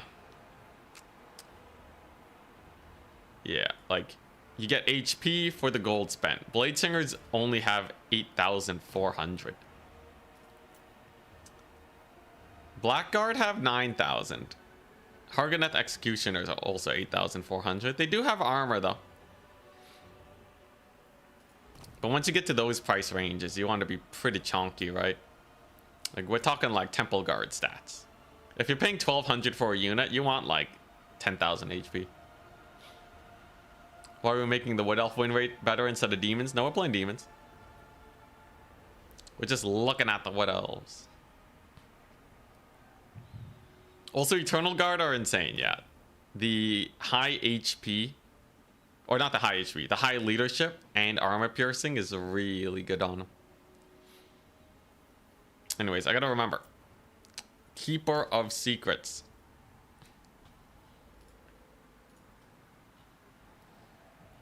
Next round should start soon.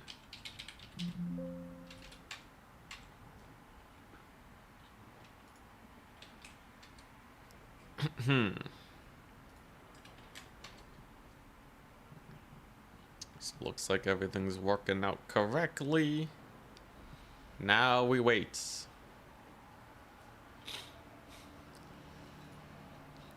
Two more matches. I'm hoping for a quick tournament today. I wanted to take it easy. Yesterday we played a best of 9 and a tournament. I would like to win tournaments with Demons of Chaos though. I keep losing at the final stretch. Because like, I don't know. Like playing speed builds is always going to be a pub stomping strategy. If you play a hypermobile build, you just out micro them, it's fine. But like, against the Danikans, the Charixes, the Navigators, it just doesn't work as well. You can't exploit their mistakes if they ain't making mistakes. Not that like the people I'm winning against are like super weak, but because of the speed, we can exploit their mistakes really hard and very quickly. But that tipping point is where Demons of Chaos just start sucking. Nurgle Zinch now. I gotta go for the keeper. I do think Nurgle Zinch is kind of funny. In fact, I do think going hard Nurgle is kind of jokes. Like, just go like 5 Plague Bearers and like a bunch of Plague Toads. And Lore of Shadows, right? So you boost their speed up to 30. A mighty 30 speed. They will be the fastest Plague Bearers you've ever seen. Ooh, you take the Allure S. Alright, look at this. Allure S, Locus of Swiftness. You can bring them up to like 38 speed. That's like blue speed there. Toads go burn. Okay, wait. I gotta see now. I gotta see. What if it actually is some insane hidden tech? Where you take an Allure S and Toads, and then they just like hop insanely fast. I doubt it. I bet they're gonna be animation capped. But you never know. They'll never see it coming. How fast can we get these Toads? Imagine they're actually cracked. Like this is just some hidden tech that no one thought of because Nurgle doesn't have speed boost. Warhammer 3 could have been a lot more unbalanced than it actually is. Oh, absolutely. They're doing not a terrible job. I say not a terrible instead of a good job because they're honestly just copying what the community's telling them to do. Which is not exactly like mind-blowing, right? There's a lot of free work that the community gives them that kind of peeves me a little bit.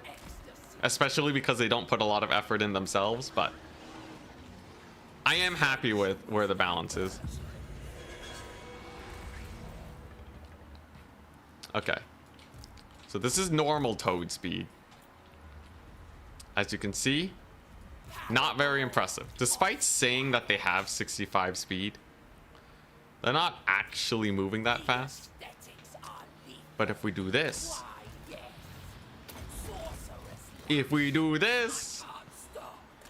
dun-dun! 81 speed! Whoa! They're zooming! Okay, it actually does last a pretty long amount of time.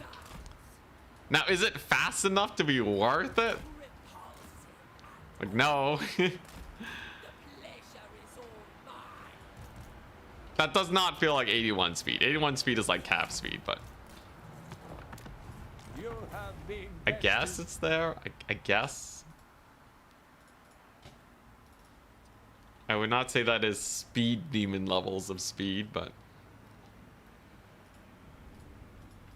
yeah, Toads feel much slower than the actual stat line says. But indeed, you can buff their speed mildly. Will it do anything? Okay, wait. What if? What if, right? So you got some foot squires. And then you want to speed up the Toads. Because it will also increase the charge speed. Maybe the charge speed is a bit more impressive. It's like watching paint dry compared to Fiends and Seekers. Yeah, I really don't like going for Nurgle-esque builds, but it's something important to have in your back pocket. Okay, so let's do this, right? So we send them in. We speed boost them. So look at that, right? They are indeed mildly faster, but the big difference is the fact that the charge bonus is 50 now.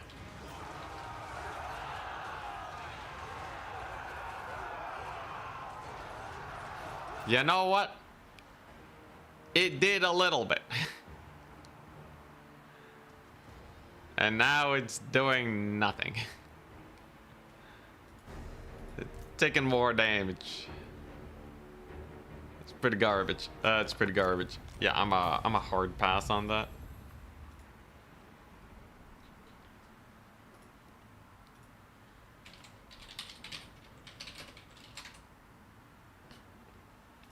Round 4 is away.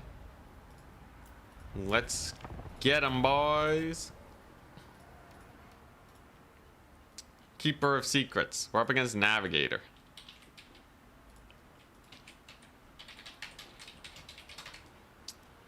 I must remember. Keeper of Secrets. I could still try a Plague Bearer Toad build. So he's Slaanesh. Interesting.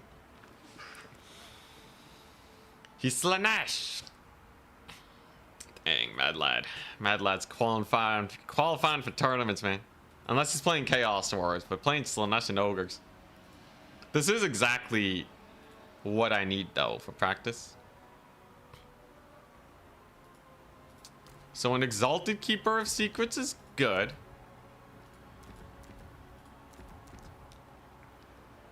It's a solid boon.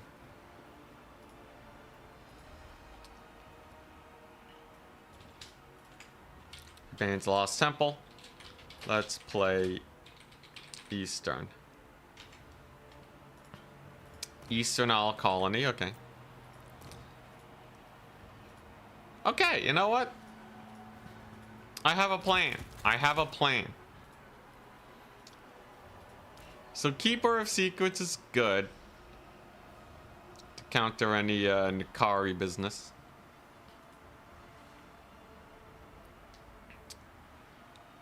Yeah, we could try some Plague Bearer shenanigans.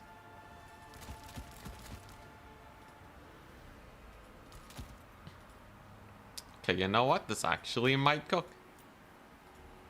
The big thing is, like, you know, we gotta deal with Hellstriders and the like.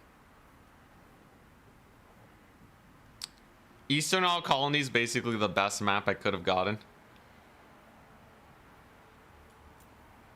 I still need to have cavalry that can actually win a fight, though. Because I'm pretty sure Fleshhounds down trade to Hellstriders. Toads beat Hellstriders. You don't beat anything else. And it's only on a perfect charge, which they will get outmaneuvered on.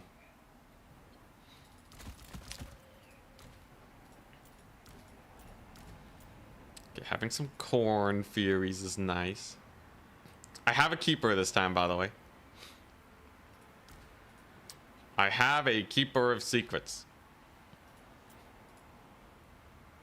So, yeah, there's gonna be Nikari, but like anti-large is okay. Blues and pinks are pretty strong against that. What else do I want? You know, Angels of Decay are actually quite good. Hey, what's up, Crockhammer? Thank you so much for the 5 members. Holy crap. At your service. Thank you so much. Holy crap, man. This win will be for you unless we lose. At your service. Unless we lose. I'm just gonna mute that for a second. I want to spam that much. As much as I love hearing "at your service" repetitively, you know. Okay, there we go. Or maybe we do leave it up. At your service. Here, I'll only mute one of them. That way we have a little bit of a breather. Let's see here. At your service. Could want a couple of these. Should go for the max flamer bounty. Flamer max.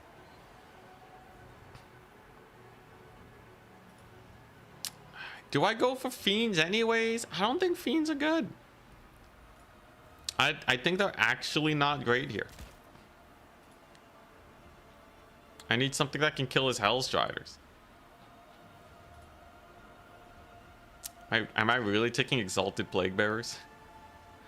Just the slowest army ever. Do I run the Noxbringer? I don't think he'll find many great targets. Okay, this could be fun though. And then...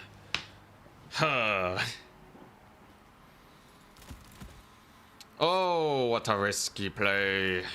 What a risky play this is.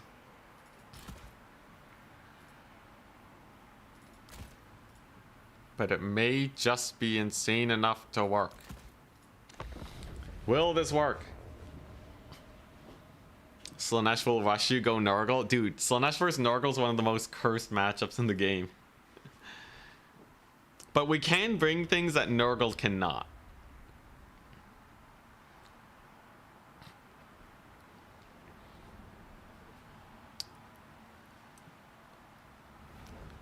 You don't got a meme versus Navigator? I think a Keeper is actually not bad here.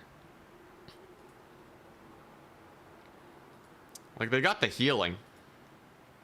They have the counter charging for Nakari. They're gonna be cheaper. I ain't memeing. I am trying out Plague Bearers though. You might say that's memeing. But I think this is legitimately a half decent strategy. Because look at this. I have so many units, man. Mad Lag can't do anything against us. So just hard push here. Right?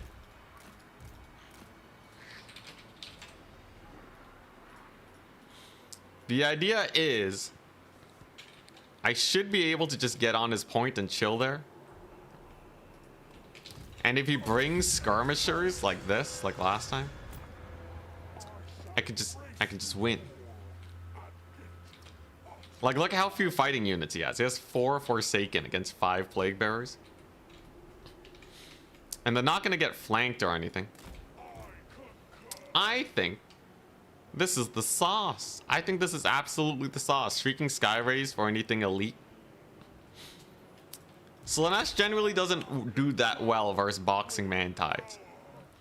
And the Soul Grinder especially is gonna dumpster Nakari like no one's business.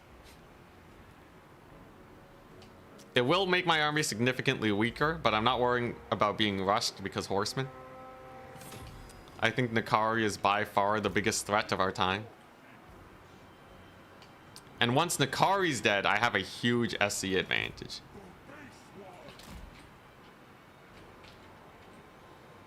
So I think we'll be good. Just let me waddle onto the point real quick. I will need a hot second to actually get on the point. Plague Bearers, unfortunately, are the slowest unit in the game. Aside from maybe zombies. Soul Grinder's gonna cook though. And there they are.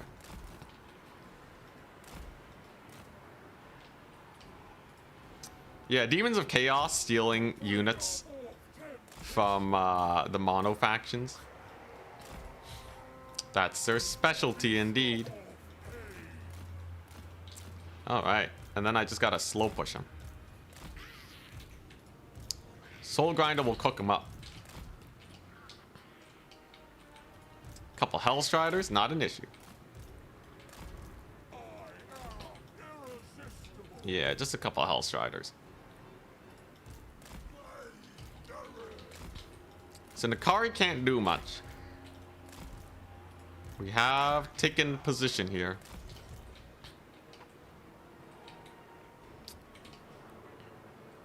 Kind of just chilling. And he can't really afford to take a clean fight just yet. Oh, looks like he might be going for it though. Go, my screamers, go!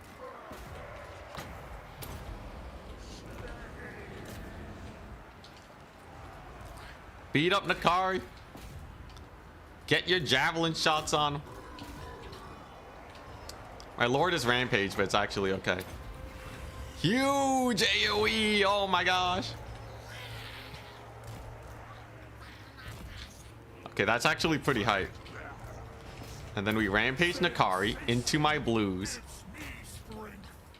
Then we rear charge Nakari. I will say, gameplay wise, I'm playing this significantly better than my opponent. We're making much bigger plays.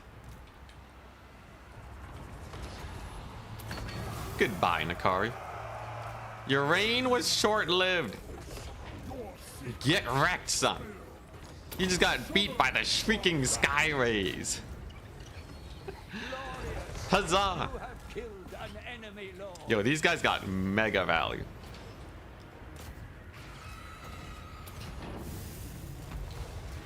And now I just move in with the soul grinder and then it's done. Plague Bearers actually win versus Forsaken, by the way. You have to get the rear charge, otherwise it doesn't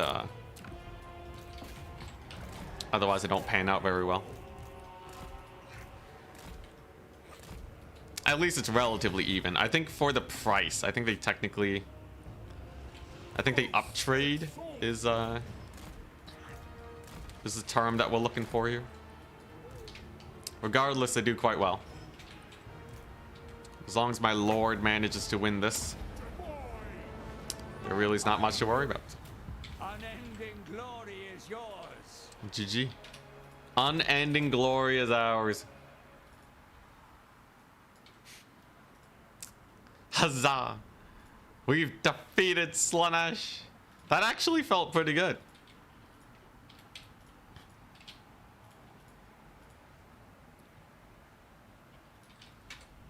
He was definitely way over blobbed, right? But he didn't know I was going to run the Shrieking Sky Rays. But running the quad horseman is so risky against these types of builds. Did get my lord surprisingly low though, but I don't know if that was from friendly fire. I like how they still didn't pay for themselves, but at least in terms of pure value, but I'll take it. Yeah, this feels like a not terrible build. There's a few things that I might update about it. So I don't think I actually need the Keeper of Secrets. This build is probably much better off just going for your classic Herald. So you run the pink fire and the blue fire, and then you're gonna be good against most things. Just don't get rampaged. Hell, you can put them on foot.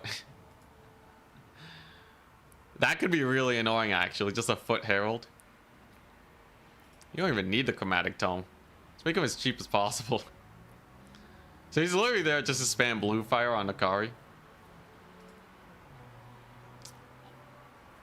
And then that way you have way more money to get some better tools.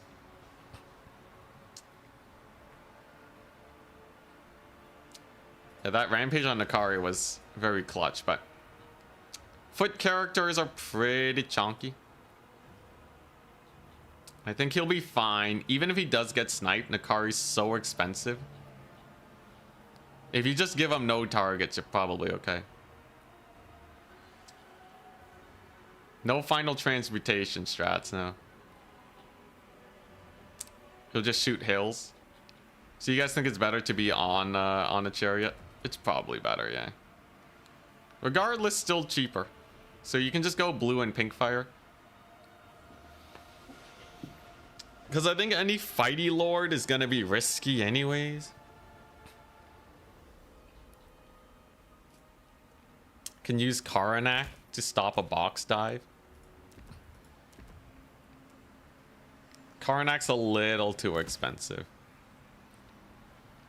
I don't think I need Karanak anyways. Like, this is already pretty hype. It already punishes the Marauder Horsemen very cost effectively. And I think, you know, I think he's tempted to run Marauder Horsemen. I really want to run a Great Unclean one. I really do. Like, a Great Unclean one with the blue and pink support could be freaking hilarious. But, That seems risky. Does a great unclean one with blues and pinks actually win this? I don't think there's enough infantry. Like, it's not enough of a blob fight.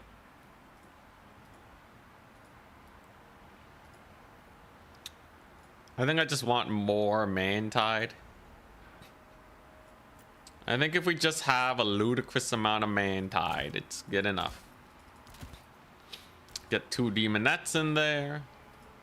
The demonettes are good enough infantry.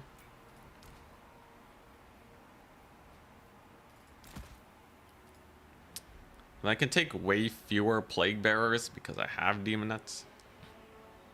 And that'll let me take my chromatic aberrations, maybe. So you have chromatic aberrations. I'm taking them because they have better stats. Oh, they have 16 ammo. Okay. Yeah, so combine them with the sour guts that can't be dived in on. You have 5 infantry units in the front line. I would say this build's not bad. And the soul grinder really punishes any keeper of secrets play. It's expensive. I hate how expensive this guy is. But he definitely makes it where it's just gonna be an infantry fight. He basically guarantees that. Angels of Decay are also just quite good. They can bully stuff like Nikari and all that. Screamers are kind of a toss-up. I feel like most of the time Furies are better. And then you basically just don't take any cav fights. Like, this is a no cav build. I don't even have fiends. Being a blue horror seems like a good demon life. It really is. Sounds like they're having a fun time too. Okay, I can get the toads. I can fit in a toad. Hell yeah. Alright, get that out of here. I can either go for Nurglings for late game capture weight, but they die to everything. And Slaanesh is too fast. I don't think they'll ever actually secure points. But the Demonette could certainly serve me well. If we're seeing a lot of infantry, just taking a bunch of Demonettes is not the worst. They actually got pretty decent stats. So against Marauders and such, like, they'll win. As long as you don't get rear charged, I think we're pretty happy with that.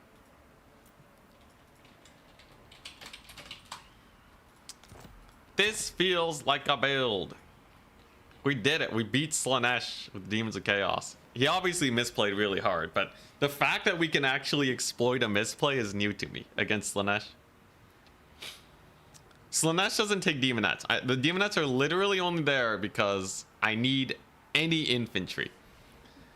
On a faction where most of your infantry is C tier or lower, a B tier infantry is good enough, man. Like, these are both B tier infantry. A little bit too slow, a little too squishy.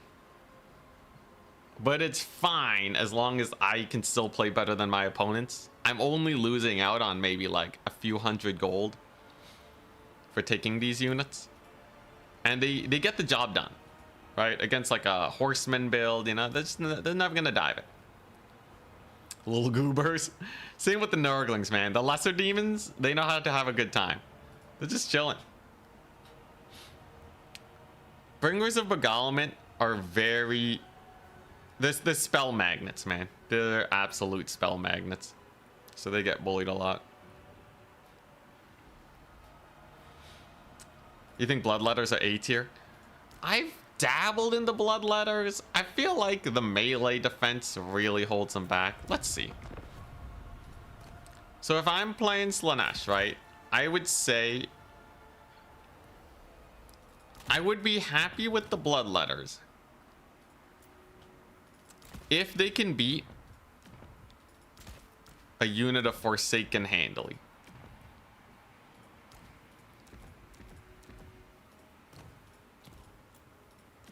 I think that's my benchmark, right?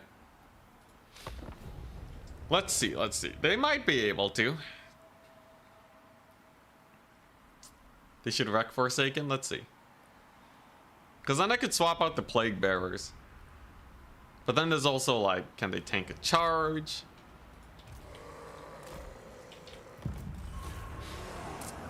Let's see.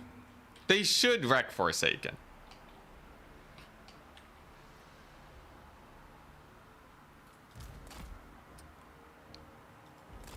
Not the worst. So that's a flat charge. They didn't get into crumbling. You know, maybe bloodletters. Maybe bloodletters not bad. I think as long as they don't crumble away, we're talking. Yeah, plague bearers are way better versus cheapo marauders. But let's see. So let's have our lord here supporting the leadership this time. They still win. They do certainly still win. So if both sides have leadership, they win. They're bruised, but it's a victory. How does that compare to demonettes? Okay, so let's say we're playing as, let's say we have Slaanesh, right? We got this guy, and then it's demonettes. Do demonettes also fare relatively similarly? Yeah, definitely can't afford to let them get charged. So a little bit more glass cannony. But maybe we do have options instead of just demonettes. I might swap out a couple plague bearers if I have the money left over. You know, the demonettes do actually do way worse. I think we have a unit to sub out. Good testing. Good testing. Yeah. They're better than demonettes. I'll give you that. You win this time, chat. I can see when we are wrong. So what I think we do is we swap in bloodletters. The army's slow anyway, so you don't even need demonettes. Yeah, and this way, you have a lot of infantry. You will win all your frontline fights, especially with the support of blues and pinks. And then you have a few demonettes to get there faster. You have a few mobility pieces to counter charges. And you have a soul grinder to bully Nikarian and the like. Being a horror would be horrible. In a good way. I see that pun though. Yeah, if you want to move units in formation, hold Alt and left click drag. You can also group lock by hitting the little key lock icon when you make hotkeys, but that's a little bit jankier. I personally don't like it very much.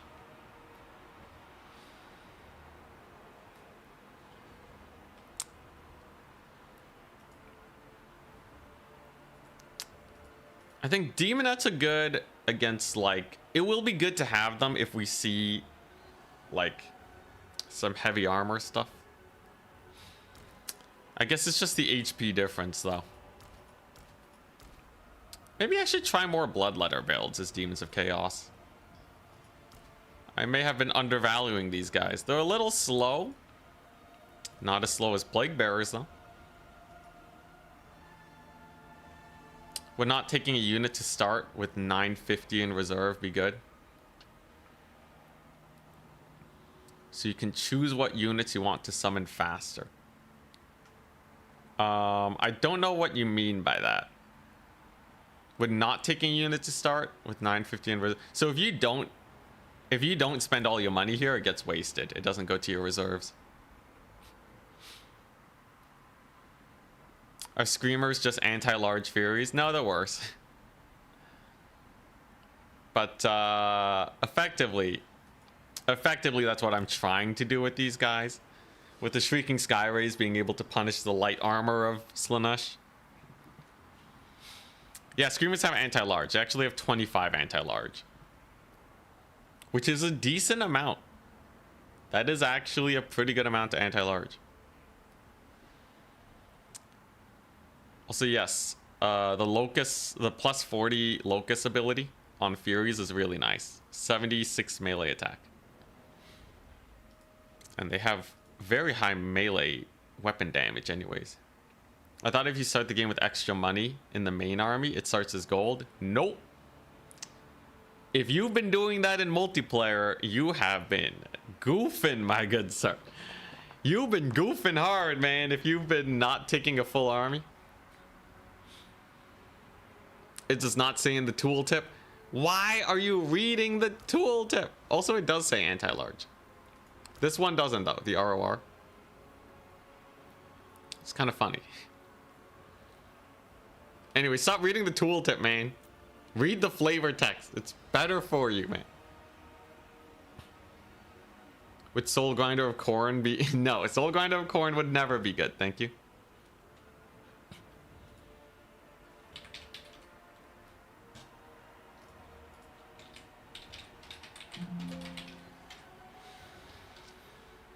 Okay, so Martin should be at 2 points currently.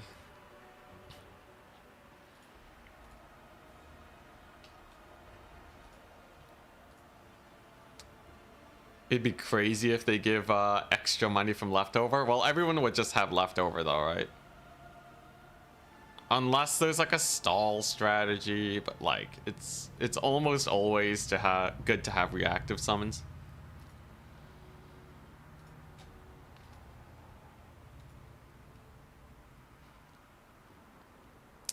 Screamers can get charming attacks in campaign? Dang.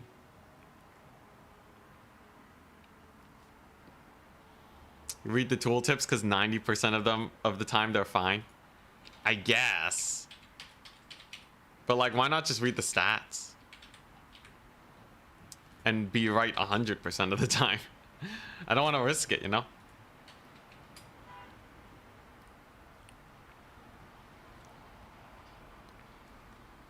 Yeah, Corn and Slaanesh Soul Grinders are terrible.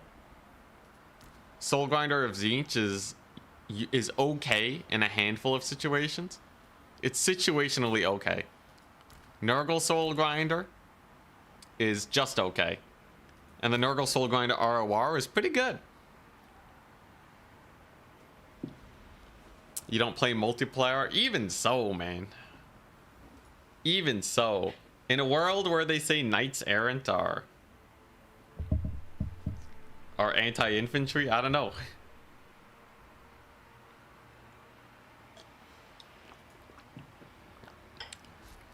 Like, it's pretty easy to look at these stats. These stats will tell you everything you need to know about a unit. More or less. Stats are for nerds. Can't argue with that, man.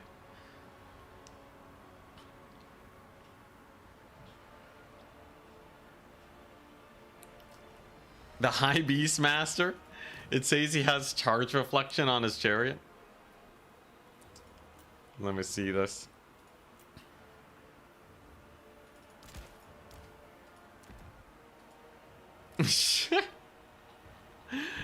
Hey, let's go.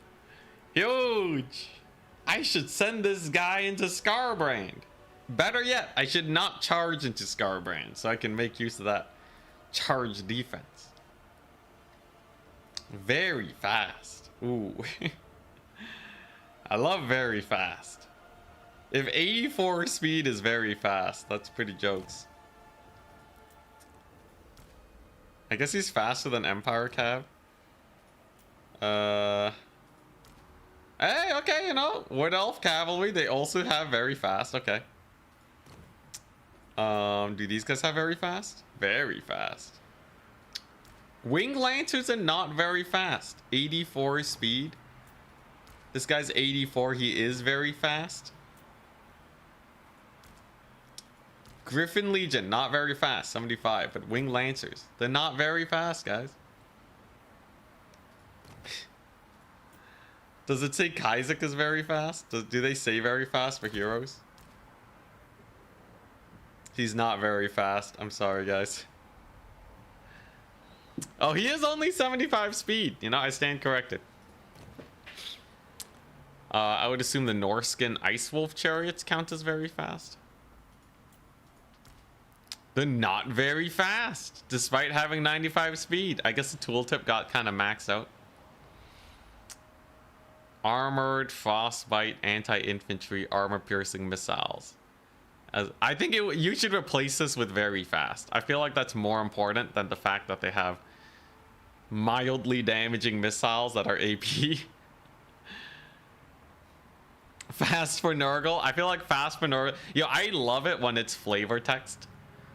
Like fast for Nurgle, fast for a dwarf. Then we kind of revert back to this, which is better. Hey! AI with overwhelming speed. Let's go. See, this is what I'm talking about. The flavor text is more useful than the actual tooltip here. Because then the actual important thing about this unit is that it is overwhelmingly fast. The axe flinging marauders doesn't matter. The crazed ice wolf doesn't matter. But this is actually the best thing about the unit. And the fact that it's armored, I guess. But come on, CA. These aren't very fast. I guess the breakpoint is 84. These are very fast. The Seeker chariots are very fast, but not the Chaos chariot. It's one speed too slow. Poison attacks. Anti-infantry.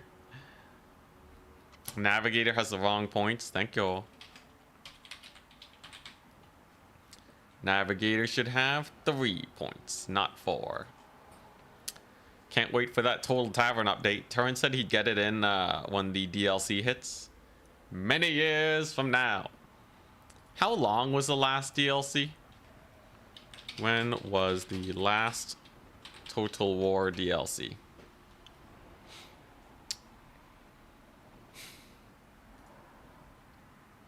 Thrones of Decay was released April 30th, according to AI.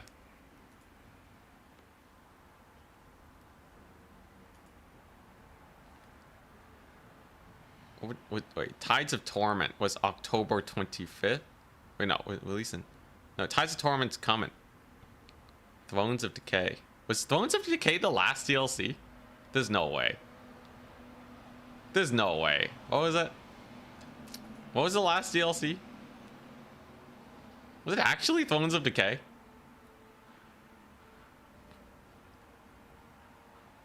No, definitely not. Yeah, AI is not good, but if I scroll down, it doesn't help either. Downloadable content, Warhammer. All right, we're going to the wiki. Scrolling down, Mortal Empires, Warhammer DLC. Where's the Warhammer 3?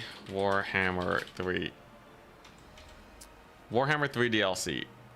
Tides of Torment, October 2025.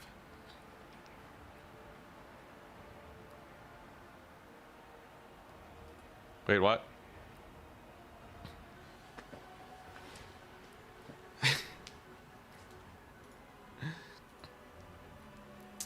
Oh, that's the AI is wrong because the wiki is wrong. Brackets done, thank you. People are talking about AI. You besmirch the name of the AI. The AI is as wrong as the internet. Garbo. Everything's garbage. Anyways, brackets done. Let's move on with our lives. The DLC was so long ago it hasn't even released yet. Insane. See, I don't blame the AI when the first search result is equally wrong. It's just saying what the first search result is saying.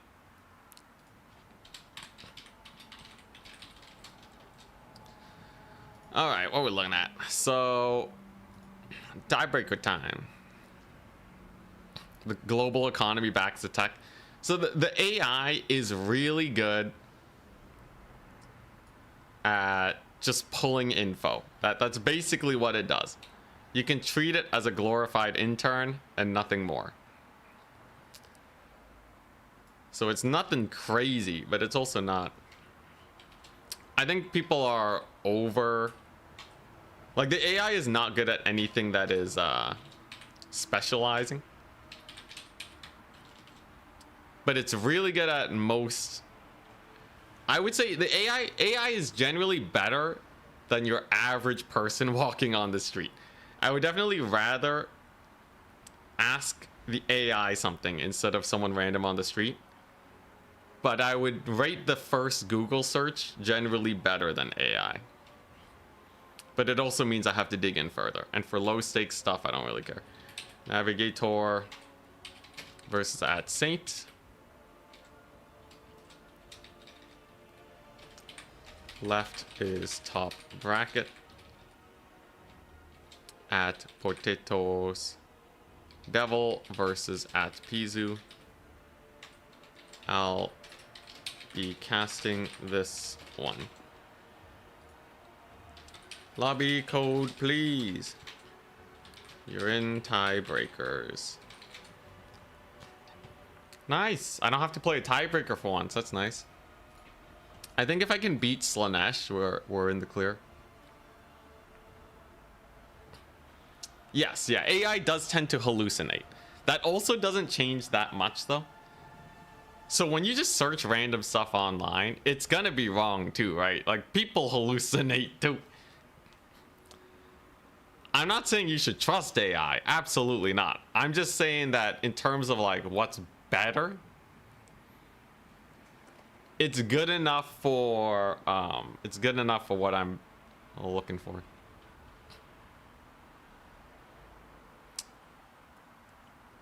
Especially for low stakes stuff. Like, I'm not using AI to do my taxes, you know? That would be crazy. One nice thing for AI though is to find out stuff that you don't know so that you can search further.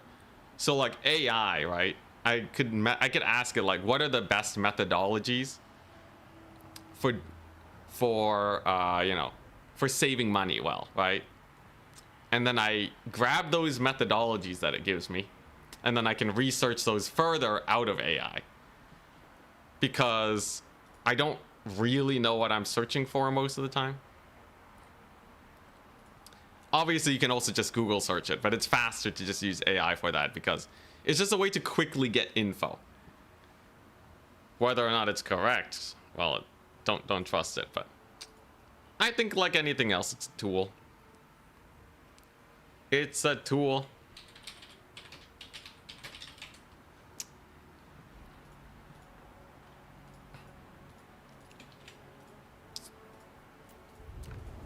And like everything else, it should be used carefully.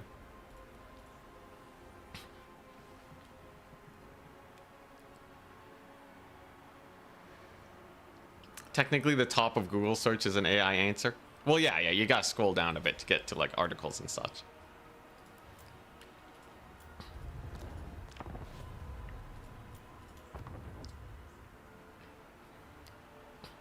Imagine not turning your brain off when using a tool. Can be me. Actually, no, it's so easy to like accidentally fall into these pits. It's like legit. Like, obviously, we can meme about it, but it's actually legitimately very easy. Like, people totally Google something and just go to the first search result, and they're like, yeah, that's what reality is. 100% you guys have done that, right? Everybody here has Googled something, found the first result that matches what aligns with what they believe, and they're like, there you go. I don't need to research more. As always, the problem is the fact that we do not investigate further.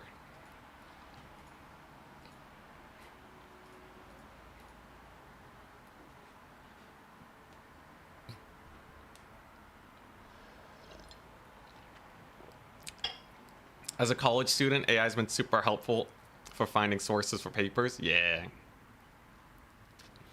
AI is really good at compiling a lot of data. So, if you're like, oh man, there's like this random article that kind of had these vibes about it, and I can't really find it normally, but like it kind of had like X, Y, and Z. Do you think you can find that article? Very good at that. Disgustingly good at that. If you need to search something based off vibes, significantly better than a Google search. Because you can't ask a Google search like, hey, I'm thinking about a word that kind of feels like rampaging, but like not as aggressive, you know? Like, type that into Google search, it'll be like, here's a thesaurus, right? But yeah, getting the vibes right is good. Precision though, no, not precise. Hold on, let me just Google that real quick so I can confirm my biases. Anyways, we all fall to it. Many of the times it does not matter though, right? Like if I'm looking for an avocado toast recipe, I don't think I need the best avocado toast recipe. We can be a bit biased when it comes to that.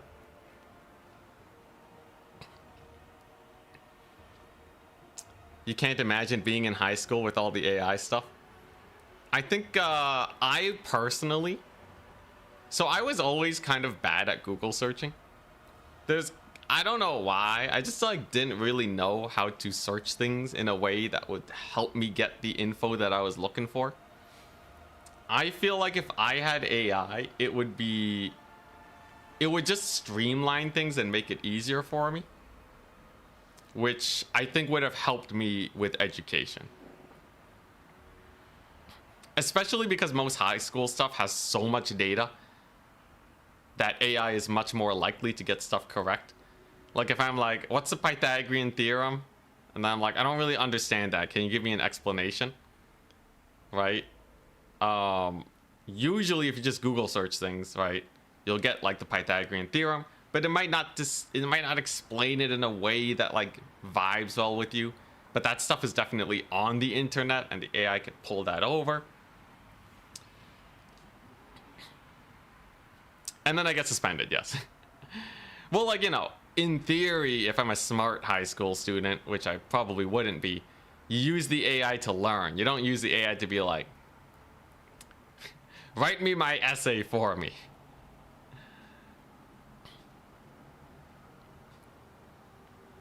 Although, let's be real here, AI, pretty good for writing emails that don't matter. All right. I get contacted by a random company that's like, we are gonna keep spamming you emails until you respond back to us. And then I'm like, can you just write me a semi-formal email that says no? Because I don't want to give my emotional mental power to writing this email that nobody's gonna care about anyways. All they need to hear is no in a relatively polite form. And then it spits out an answer, and I'm like, thank you. That's all I need. And then I can save my energy for emails that are actually important. And then they feed that into their AI, and then they write an email back. I honestly do feel like speeding up bureaucracy is probably like bureaucracy was already a bunch of people being robots. I don't think we lose that much when people, obviously it's funny. It's funny to be like, it's just AI talking to AI. But let's be real, all right? The human beings that were typing these emails before were barely using the human capacity anyways, right? Maybe I'm completely wrong. Also, dang, look at that armor. Look at those shields. I love the Zinch Knights, man. Also, it's a Hell Cannon build. Boom, baby. Big Hell Cannon action. Infinite AI loop. As long as they don't start hallucinating like crazy and no one actually realizes, we're okay.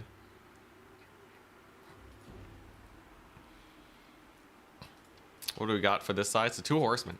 It's a kite build. Pizu's been liking the repeated crossbows lately. I think he's leaning a little bit too hard on them. My personal take is that repeated crossbows, they don't do that well compared to Scourge Runner chariots, unless the Scourge Runner chariots are specifically getting countered. But I don't think Warriors of Chaos has many counters. Gets a little bit in range of the Hell Cannon. Ooh, pretty nasty hit. 5 entities right off the bat. It's a 10% HP loss, probably. Pretty brutal. We have a victory point. Keep it from Ricard, though. Whiplash. You can use this on your cavalry. If you think Occam's Mind Razor is good, Whiplash is Occam's Mind Razor for free. Only on non-Lord or hero units, though, but Whiplash is pretty fun.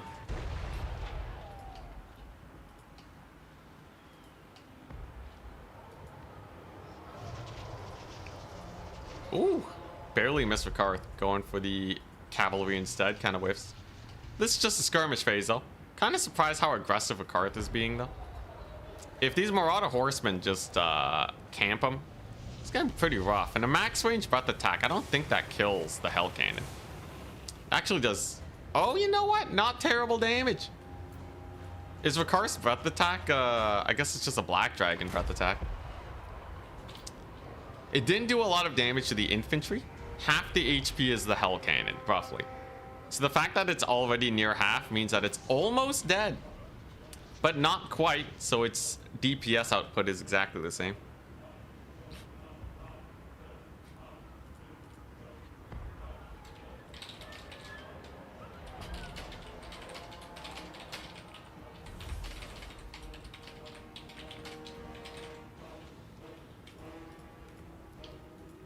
Two Dragon Breaths for one Hell Cannon. Well, like optimally you'd have like some little bit of extra damage, like a caster. Chuck something at this. Two breath attacks for one Hell Cannon is okay, but not the best. You know what we used to see though? They would camp the dragon directly above the cannon and just straight down fire the breath attack. If you don't dismount it, it will one-shot it. But in this case, looks like no way, Jose. And a couple skirmishes go down. Cold One Knights lose to the Chaos Knight Lances very badly. Maybe they didn't get a charge. Dark Riders get routed off, and Karth is getting bullied. I'm a little worried for Pizu here. Especially if these horsemen just can't Karth. He's going to lose a lot of value.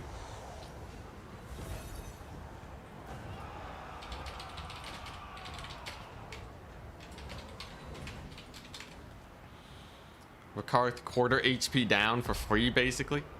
Unless he kills the Hell Cannon, he's just a quarter HP down for nothing. Another Cold One Knight. Or maybe this was the previous one. It's going down regardless. Good dodge though from Ricard. So we're seeing some pretty good Dragon Micro. Misplay from the Warriors of Chaos too. Oh, but it lives! It lives! Oh my god. Dude, that's brutal. Now Ricard is down a third of his HP. Oof. Ouch. Why is Whip of Agony 300 gold? Is it? I don't know if there's many abilities that cost 300. They usually cap at 200. Anyways, repeater crossbows are getting caught. They really shouldn't be, by the way. I guess the Hell Cannons have been hammering them. Never mind. But this is pretty bad. The Hell Cannons basically force you to play an aggressive game. But he brought a kite game. Pizu, that is. And he didn't have any tools to actually shut them down. I think he was trying out some breath attack tech to kill him. But Potato's Devil is using the dismount counter tech. And that's kind of just ruining him here. This is why Scourge Runners can be quite good. You can use them to get that little bit of extra damage on the Hell Cannons. You can just kind of park them here, get one volley off, and then you kill it. But this is just a little too brutal. Yeah, 6 horsemen is pretty rough. Though, if he brought a rush build, he could have punished the Hell Cannons. The thing is though, right? So like you can, if you go main tide, you can beat this pretty hard. 6 skirmisher strats with artillery have too low DPS to beat a main tide. So you just main tide, you park here, and then you just shoot them to death. The problem is that Dark Elves don't pull off a very mean main tide against other melee factions. They'll do great against stuff like Empire. But in this case, Potato's Devil. Yeah. Looking a bit rough. Potato's Devil just getting that solid backline defense. Ain't nothing dying over here. Bleak swords are going down. Sorceress of Shadow, she has less than 400 value. Unless Enfeebling Foe did something, but I'm pretty sure it did not. And now the recaptures. Not capturing this far point too is definitely a big misplay. So Dark Elves technically could have played an ultra passive style, capture all 3 points, And they would have been, if they had all 3 points, they would have been at 1,000 tickets by now. Still probably a losing situation, but much closer. I knew it. That's gonna be it. Unending glory is Warriors of yours. Chaos take the victory. Which means that they are going on to face, I believe, Charix. Brutal.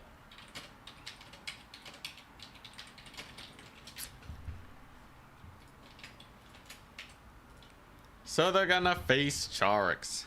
We're up against the winner of Navigator and Saint, which means I'm probably gonna get to use my anti-Slaanesh build again. Whip of Agony is his item that removes fear and terror, and it costs 300. Really? Let me see this.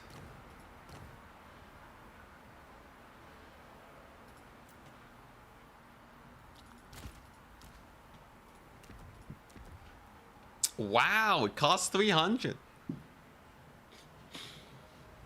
Yeah, that's bad. That's real bad. Is it because it's like a purple item? That's ludicrous. That's so high. It's so much. I will say though, ability balance is so borked in this game. Abilities are not balanced at all. They're just like, 200 gold. Like it's a purple item, 200 gold. It's a green item, 150. Gray, 100. And then you just have some items that are significantly better than others. That's weird though, yeah. If you have 300 gold left over, there's no unit to spend it on. Are you kidding me? I would definitely take a Witch Elf. Or no, not even. You can get more. You can upgrade like let's see here. Okay, for 300 you can convert a Cold One Knight into a Cold One Dread Knight. That's pretty big. That's a pretty big difference, man. Although Cold One Dread Knights are not optimal, but like you can definitely make do. I think you can convert a Dread Spear or Bleak Sword into a Witch Elf. That's pretty massive, and have a little bit of gold left over. Witch Elves are just better Bleak Swords, and then you can take like a Foe Seeker or something.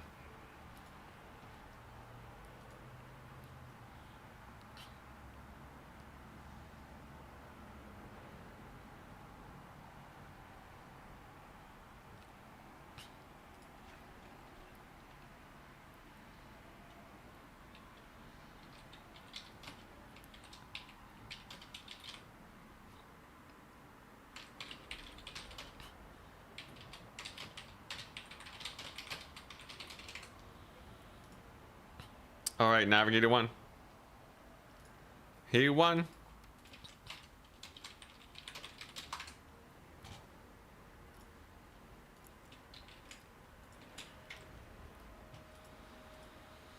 So this time I'm probably not getting nearly as good of a map, but I think my army is gonna be significantly better.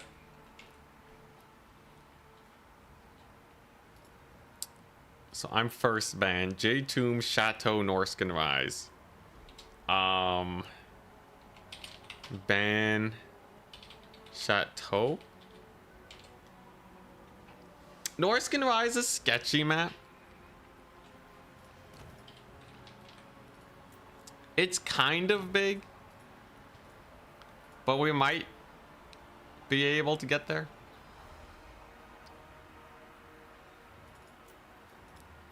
It's at least very open and flat. I think that's kind of the biggest advantage we have here. I'm assuming he's going to change up his build, though. Do you have to enable something to brace for charges? Nope. If the unit's not moving and they're facing in the right direction, they're braced.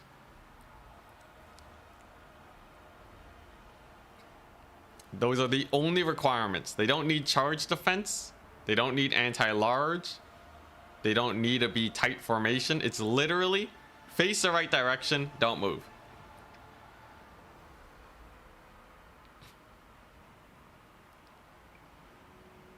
Does the mechanic auto apply when anti-charge unit is standing still? Yes, as long as they're facing the right direction. All right. Can we defeat Slaanesh? It's weird that chevrons are better on low tier units. Yeah. There's a bunch of weird things in this game. But if you throw enough stuff at the wall, you get an interesting system. 3 worst factions in multiplayer at the moment. Skaven. Apparently Tomb Kings. Nurgle. Grand Cathay. Although Grand Cathay is kind of a toss-up. I would say Skaven, Nurgle, and maybe Tomb Kings, but probably not. I think people just... I don't know. In my head, Tomb Kings are really good. It's not like they got nerfed a lot, right? They're really good at holding points, but it might be because other factions are doing so well that Tomb Kings are doing badly. Like maybe Dark Elves are really favoring into them and everyone's playing Dark Elves. Dwarves are also weak at the highest level, but just the highest level. All right, so we got our Plague Bearer lines. We got our Bloodletters. I've gone fairly wide. And he's once again gone for Nakari. So overall, that's pretty good. So we took the build that we workshopped. I can take the Soul Grinder again. And that means Nakari would basically be done for, right? Blues do very well into Horsemen. This guy's gonna have the time of his life. He's ready to beat up Nakari. And then I just kind of camp here and control both points, and then we're good. Yeah, this is the same build. This is the build that we workshopped. I want to see if it does well. This guy's hilarious, by the way. He's a very hard chariot to hit. As long as you just kind of make your figure eights, he just yeah, he just burns ammo. It's great.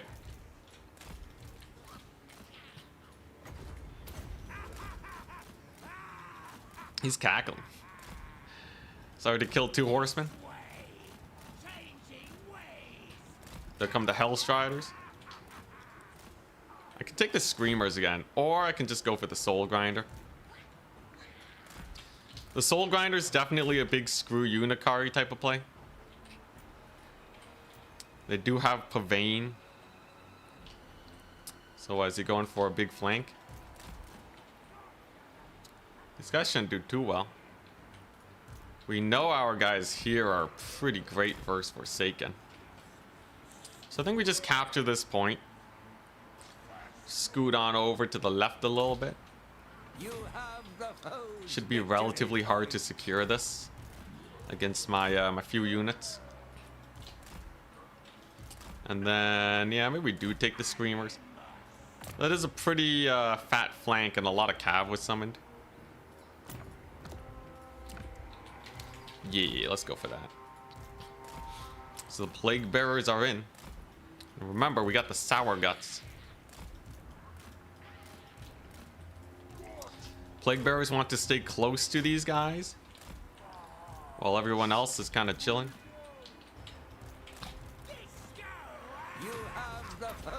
We're gonna start bullying Nakari. This time there's no big SC to shoot at. There's nothing for Nakari to fight. Nothing sadder than that. A Nakari without a fight. Already getting my Reign of Chaos going. I kind of want the missile ability for Nakari. Having 2 points is certainly nice, and I can wait to get a good Lamprey's bite off.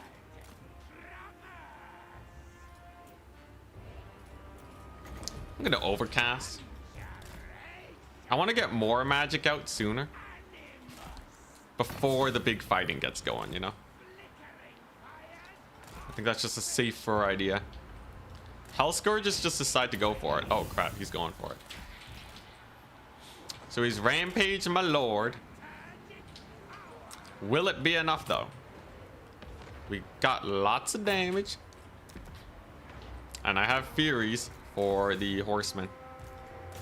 There's no rampage here, right? So they should be, yeah. It should be relatively okay. As long as my lord doesn't die. I've already done ludicrous damage to Nakari. So I'm not too worried about that. I haven't even activated my screamers yet. Whoops. Bro, Nakari's getting dumpstered though. Nakari ain't got a chance. Oh, the blue volley. Acquiescence, I think not good, sir.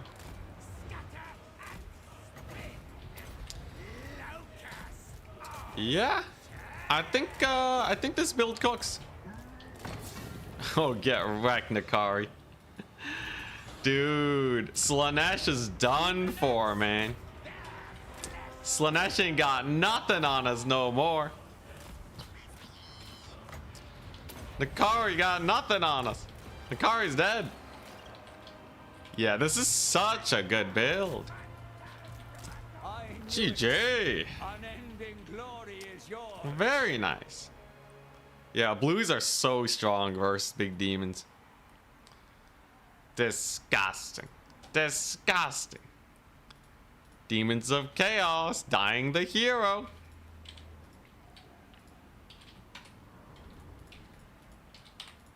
Beautiful. Are we gonna get a tourney win with Chaos Demons? Yeah, he really used the same build.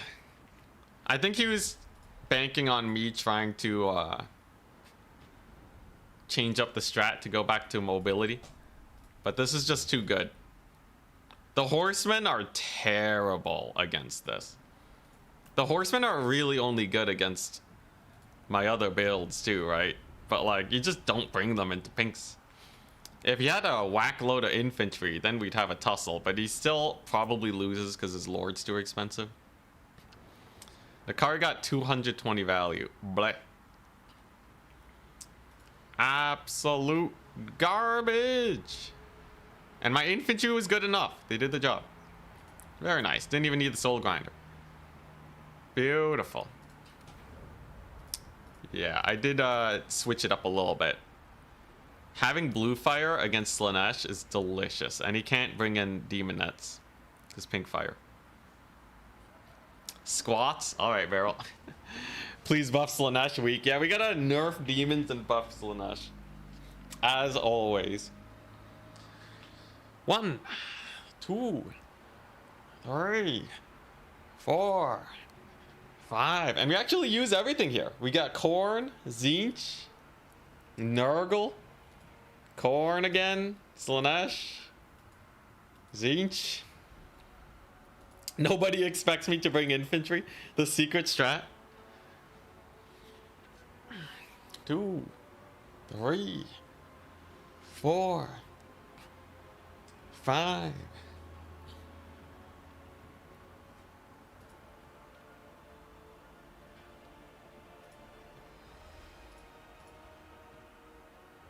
We making corn #1 next? Bro, corn #1 sounds like hell.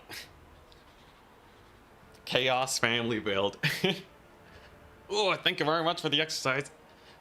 Oh, I think I'm almost ready for weighted squats, but 15 still does me in pretty hard.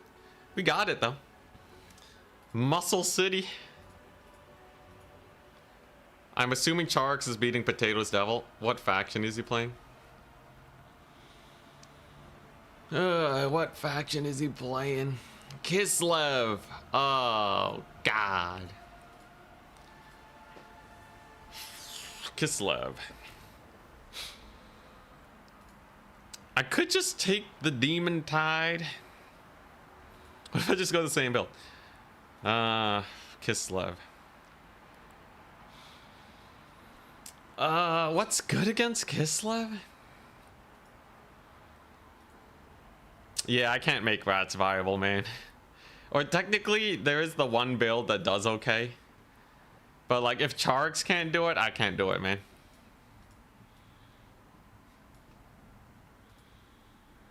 Did the stream exercises have an effect yet? I got sick for a bit. I think I have like a little bit more. Like, I think it's more defined than before. It's not like huge. I'm not like a muscle man. It's better. I can curl 20 pounds pretty okay now.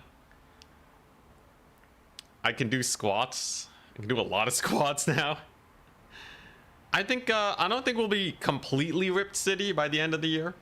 But I think we'll be getting there. We got gains. And I've gained weight. I've gained, like, what, 3 pounds? So that's pretty nice.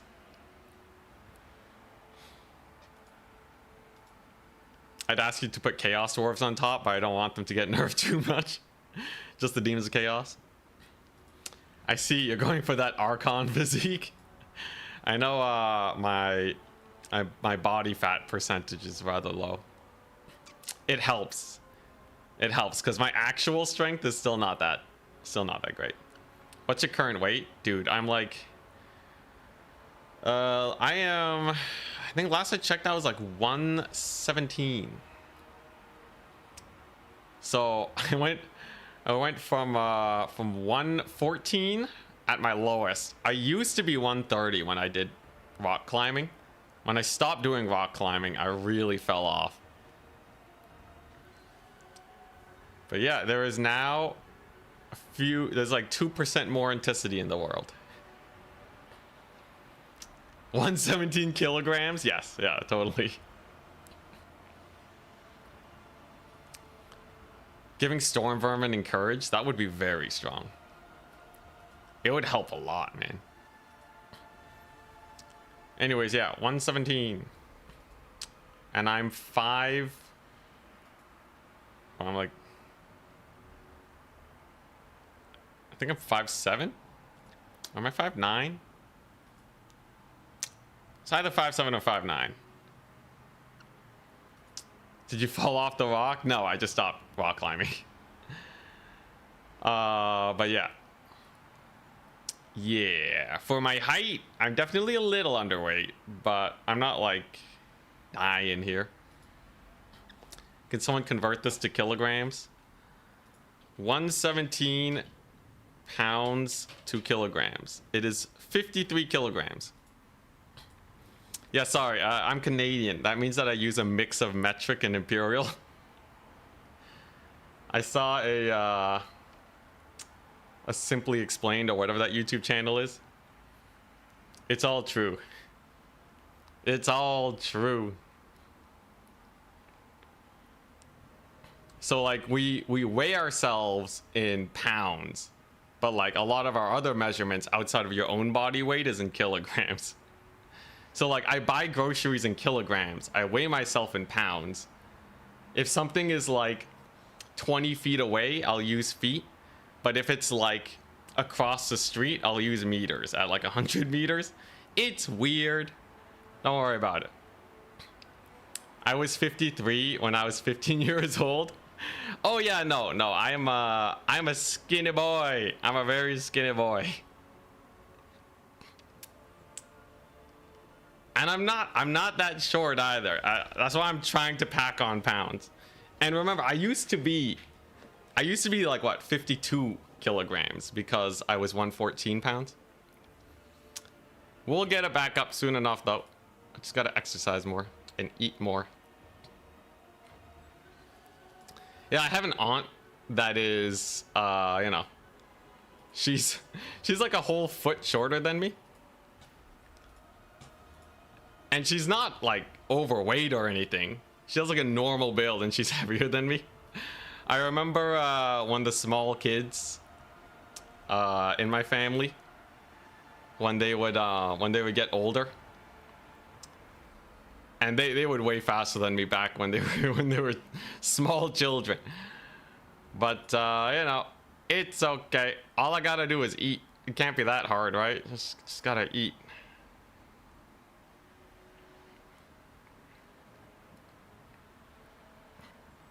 Oh, dang. Taruni.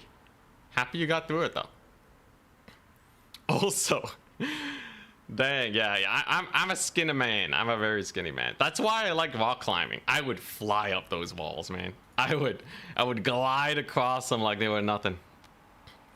Because I only have to do a pull-up with skin and bones, right? So like it's a pretty easy pull-up, 130. And has a skew build IRL. Bro, holy crap, that's hilarious. Yeah, see, this is why I say if I went into a boxing match against Turin, I would die, right? Does everyone understand now? Does everyone understand finally?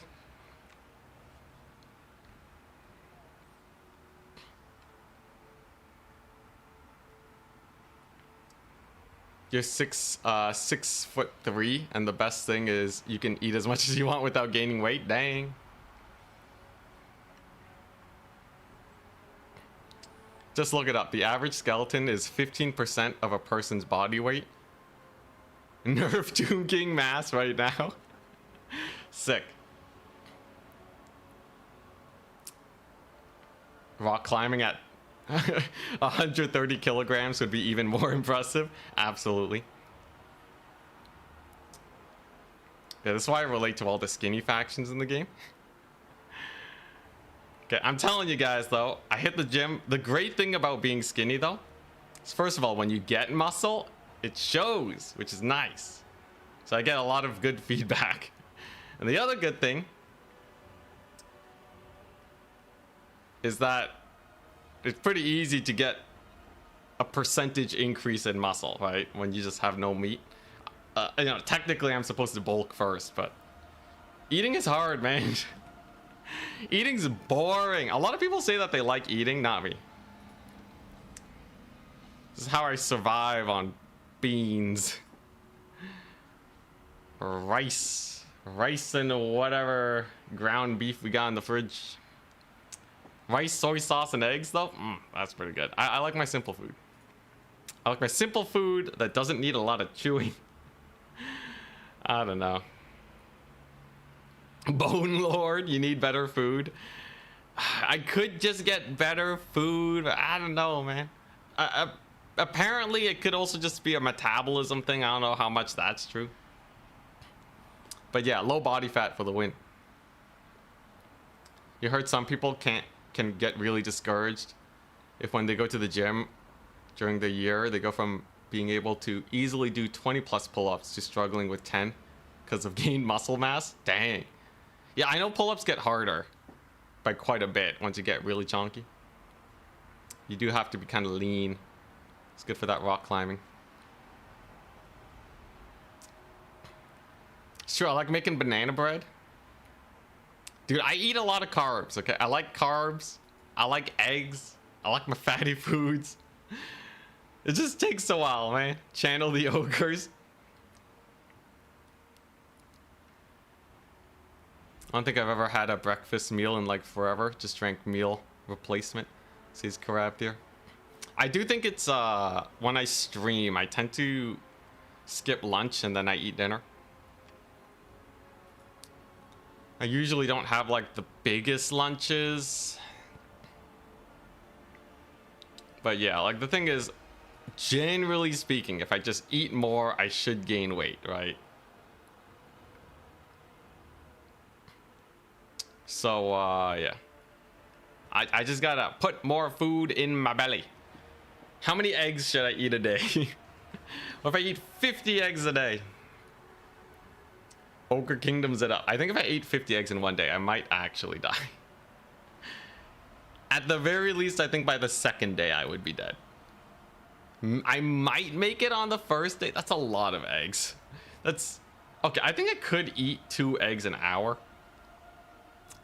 Then I'm not sleeping, though. Uranium. Yeah, I gotta get that uranium. The uranium bulk goes super hard, man. Or if you just went to the washroom less. Yo, I actually need to be more hydrated. Yo, 117 is my peak, by the way. 170. Actually, you know, it's really weird. When I eat and drink water and stuff, it doesn't fluctuate that much. I'm like pretty stable 117.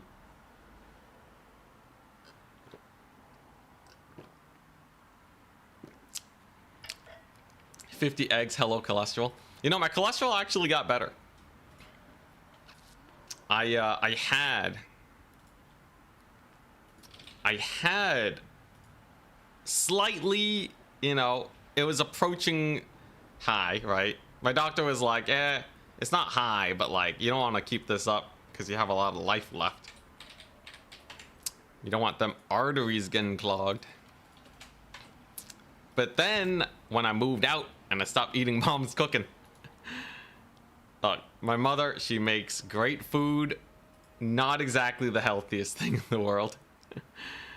So yeah, then I started making lazy meals of just like, you know, shakshuka. I would make chili, you know. I ate a lot less meat because meat's expensive, bro. But yeah, did a bunch of that. And then when I moved out, that also made me stop rock climbing, and then weight plummeted, but cholesterol good.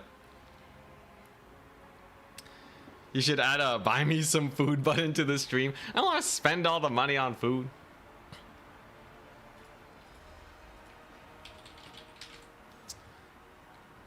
All right. So how do you beat Kislev as Demons of Chaos? I think Kislev is going to be an absolute menace of a faction to have to take out. Kislev kinda sus.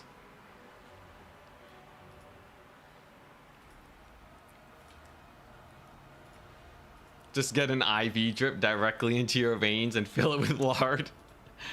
Yo, I love starchy foods. I think it's just I'm not eating enough. Yeah, me versus Charix, man. I think Charix ended up being a bit busy for a bit.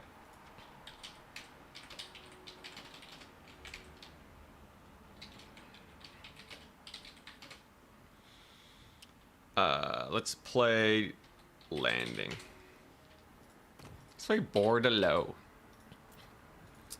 Okay, it's Kislev.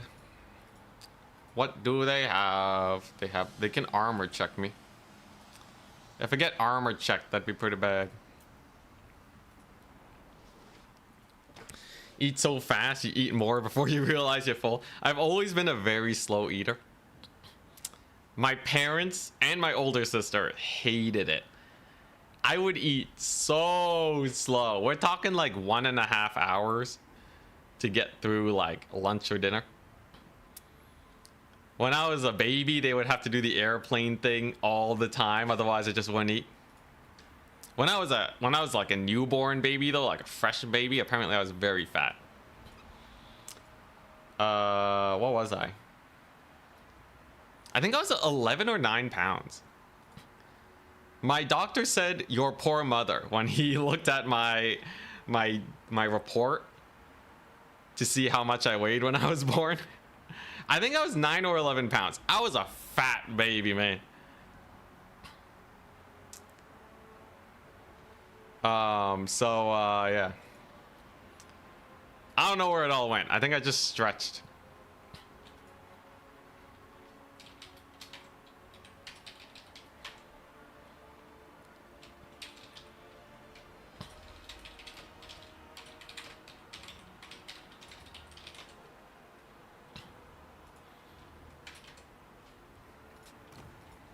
Oh, whoops. I picked the map that he banned. Silly me. That's a semi-big baby. Like, you know, I definitely gained a lot of weight. I wasn't like the chunkiest baby. You know, there have been heavier babies, but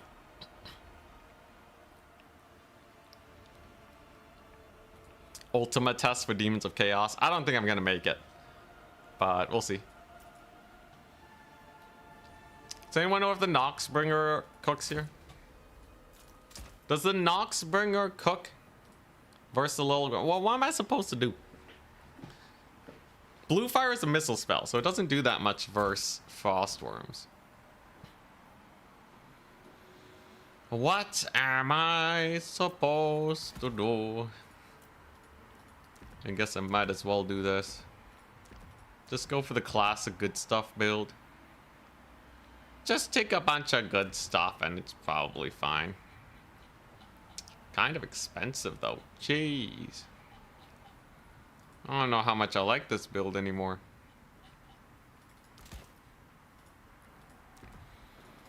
Okay, what if I do this? It's a decent price? I feel like... I don't know. How hard can you man-tide as Demons of Chaos, you know? Zinch's Firestorm is not bad. It's a very not bad spell. The thing is though, like, I don't want my Lord to be too expensive. I guess I could do this. And then... Is there any infantry that's good here? I feel like everything's just gonna die because Kislev is a really good leadership bomb faction with Glorious Charge, and it also goes right through the ITP. So without immune to psychology saving my butt, I'm sweating a little bit. Now I guess this is okay. You wanna know if Screamers does well versus Kislev? I know Furies do bad because they'll become unbreakable and then the Furies disintegrate. Screamers. Am I really going for the hard Screamer bank? Sure, and then I can take a bunch of these. And then I can take, does anyone know if Changebringers do anything here? Probably not. Does anything do anything here? I don't know. Am I just gonna get double Frostwormed? Or is it gonna go for more infantry style? I would guess more infantry is likely. You don't trust Screamers? But like, I don't trust anything else on the roster. What, Plague Drones? Okay, you know, if the first few Screamers do bad, I will have Plague Drones as a fallback. Will it be good? Tune in to see.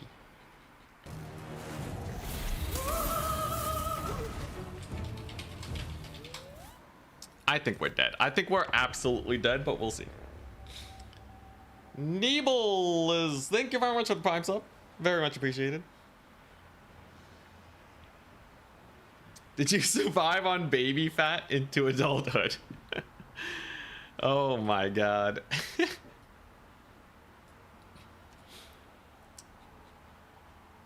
Oh man, I'm sending that one to my friends.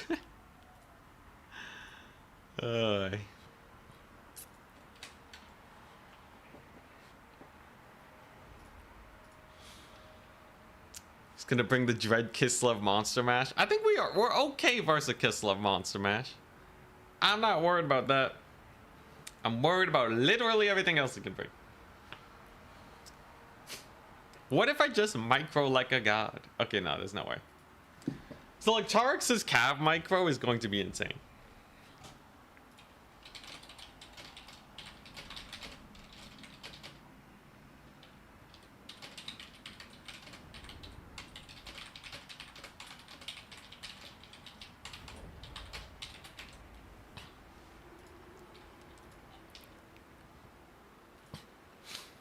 All right, here we go.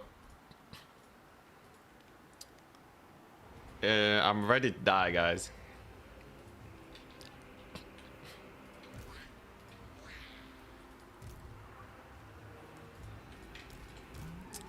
Boom.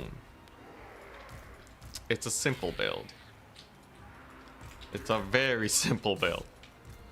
There's like nothing going on here. It's just bloodletters and blues. And I just hope. I just hope that it all goes well.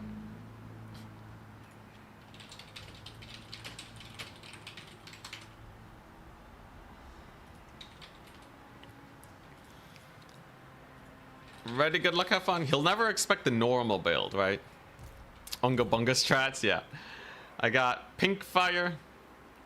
I got Zinch's Firestorm. And then I am just hoping that I can kill cavalry somehow. He has an Ice Witch of Ice Magic with Death Frost. Thank goodness I didn't bring a Squishy Lord. Ice Maiden's Kiss is a little rough, but these guys are magic resist. These ain't no demonettes. So they'll do rather well. Cossar Spears, Armored Cossars. Okay, and some ambushers, sure. So we definitely want to kill them.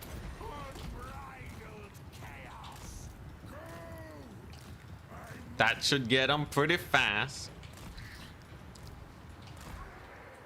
So goodbye those range units. And I actually kind of want to wait a bit.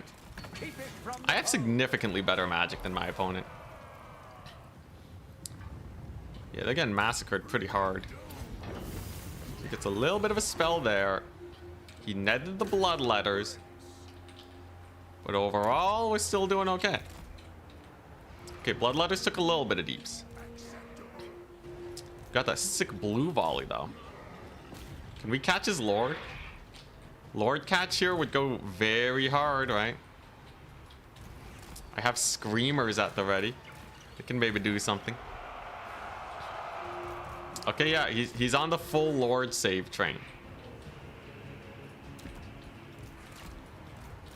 He wants to save him.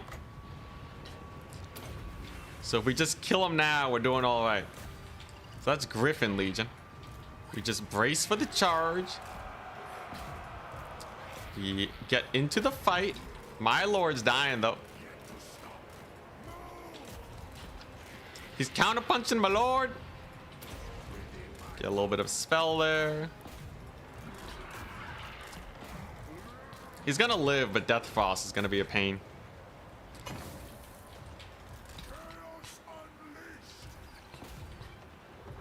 We did get a pretty good spell cast though.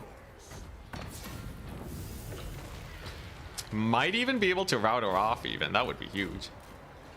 I doubt it though. By the looks of it, she makes it out alive.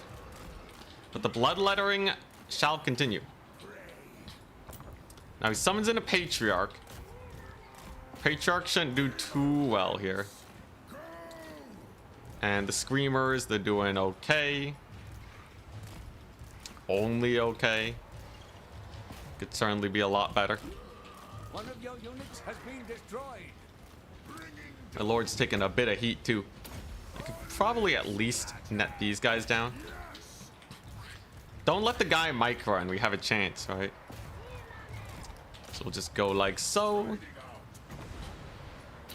We'll see if we can kill them. And if they go down, life could be a little sus for my dear old opponent, right? You know, I got demonettes in here. He has more cavalry.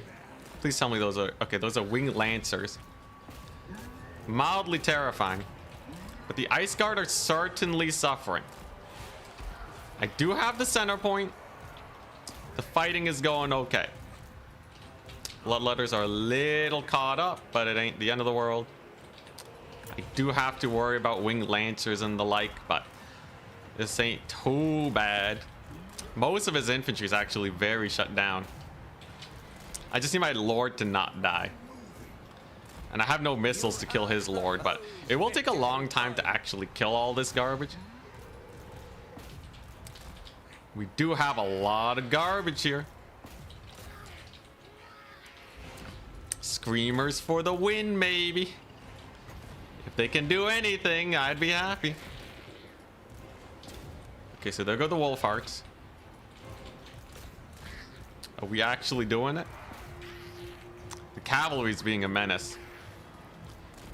His Ice Guard swords, they're actually doing really well. It's because they're anti-infantry. That makes a lot of sense. I can net down his cavalry at least.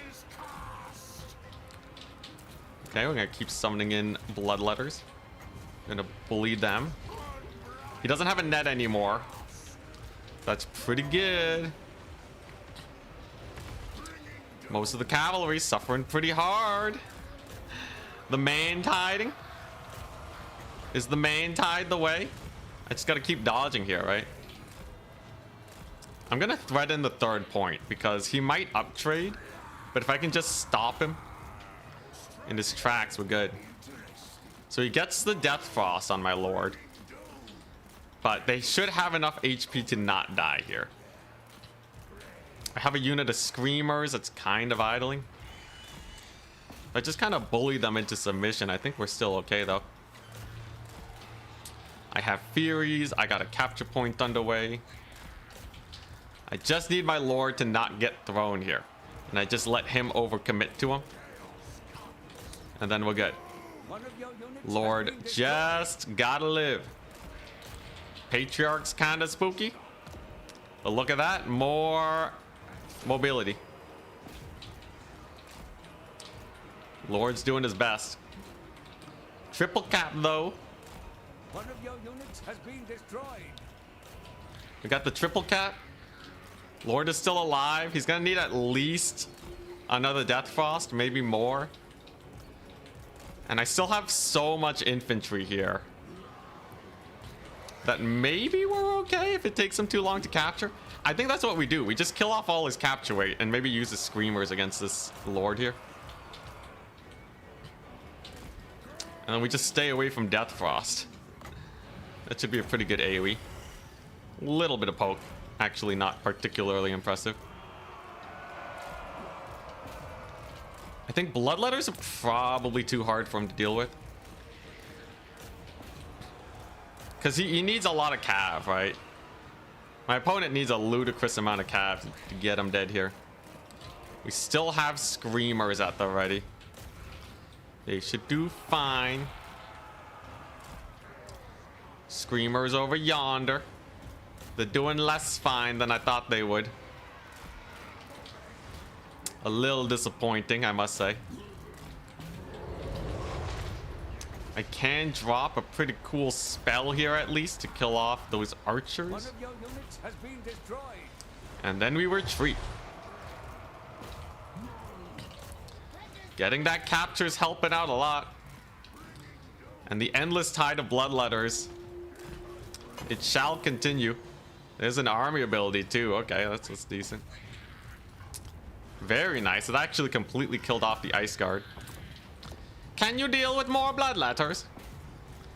How many bloodletters does he have to kill here? Too many, surely, right? Then I'll summon a blue in for this side. We're really putting on a lot of work here. Time is of the essence, and he just has to kill as many units as he can. But I think he might actually just run out of time.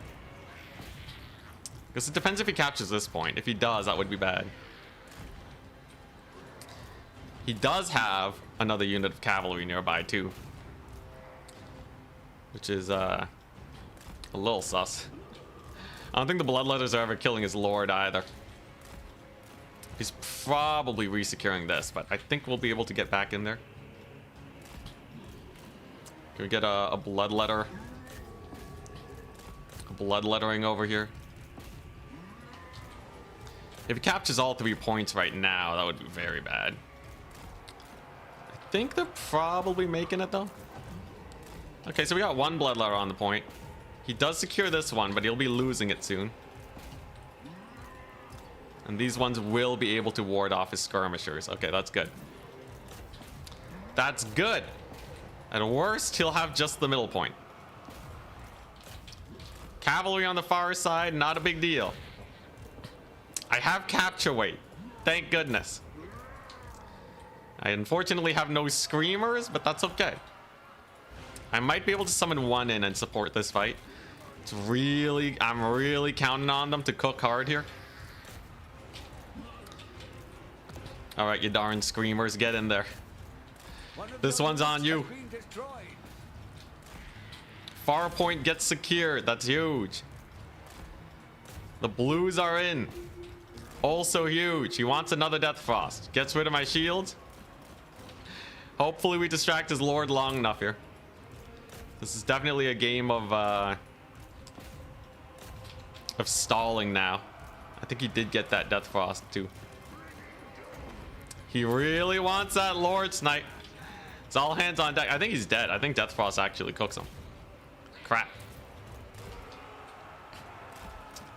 Come on, live, you darn guy, live! He lived! He lived! Cast a spell, it improves leadership. Oh, live! Live! Live! Dang it, he died! He killed off a unit of units here before going though. Screamers died. Oh. God dang, this demon late game. Demons of Chaos late game can't beat the Cav spam. Dang. Technically we're value trading here, but his Patriarch healed up too much. I'm completely tabled now. I got nothing left. GG, well played. I think it's a tough matchup. Even if my Lord had lived, I would have needed to snipe his Lord. We would have lost with or without this guy though. GG. Well played to at Charix for the Kislev victory. I'm telling you guys, I can't beat these top players with this build or with this faction. Screamers did pretty garbage, right? So the only other option is Plague Drones as a potential Cav killer. We're gonna have to cut the Screamers. GG's. Yeah, value counter is super off. What about the final transmutation? It wouldn't beat his Patriarch shenanigans, and he just went kind of man-tidy. Now, I think overrunning him is probably our best bet. If he doesn't have a lot of cavalry, there's definitely a lot of potential there. But yeah, I just couldn't really jump him hard enough. Yeah, Plague Drones are actually, they're not bad versus cavalry. If they can survive the peppering of arrows, they're not the worst. Other option is you take the Noxbringer and you just play a really slow game. But I think he has too much infantry. I think Plague Drones with their charge might be my best bet versus the Cav. Maybe if I net them.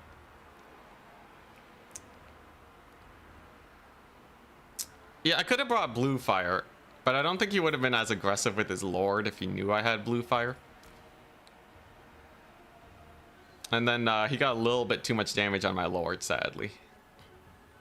Pink Fire is okay. Zinch's Firestorm is okay. Like, I think that's fine. We're mostly fighting infantry here. We got the Great Arcane Conduit, and the Bloodletters are pretty strong. Demonettes were definitely a little lackluster. I would say it's worth it to get some Fiends in the late game. Specifically to catch SEs and such, and cavalry. It's still not going to be the prettiest thing in the world, because he has a Frost Worm, but this at least should be able to do all right. I think it really is just that late game, and then we're in the clear.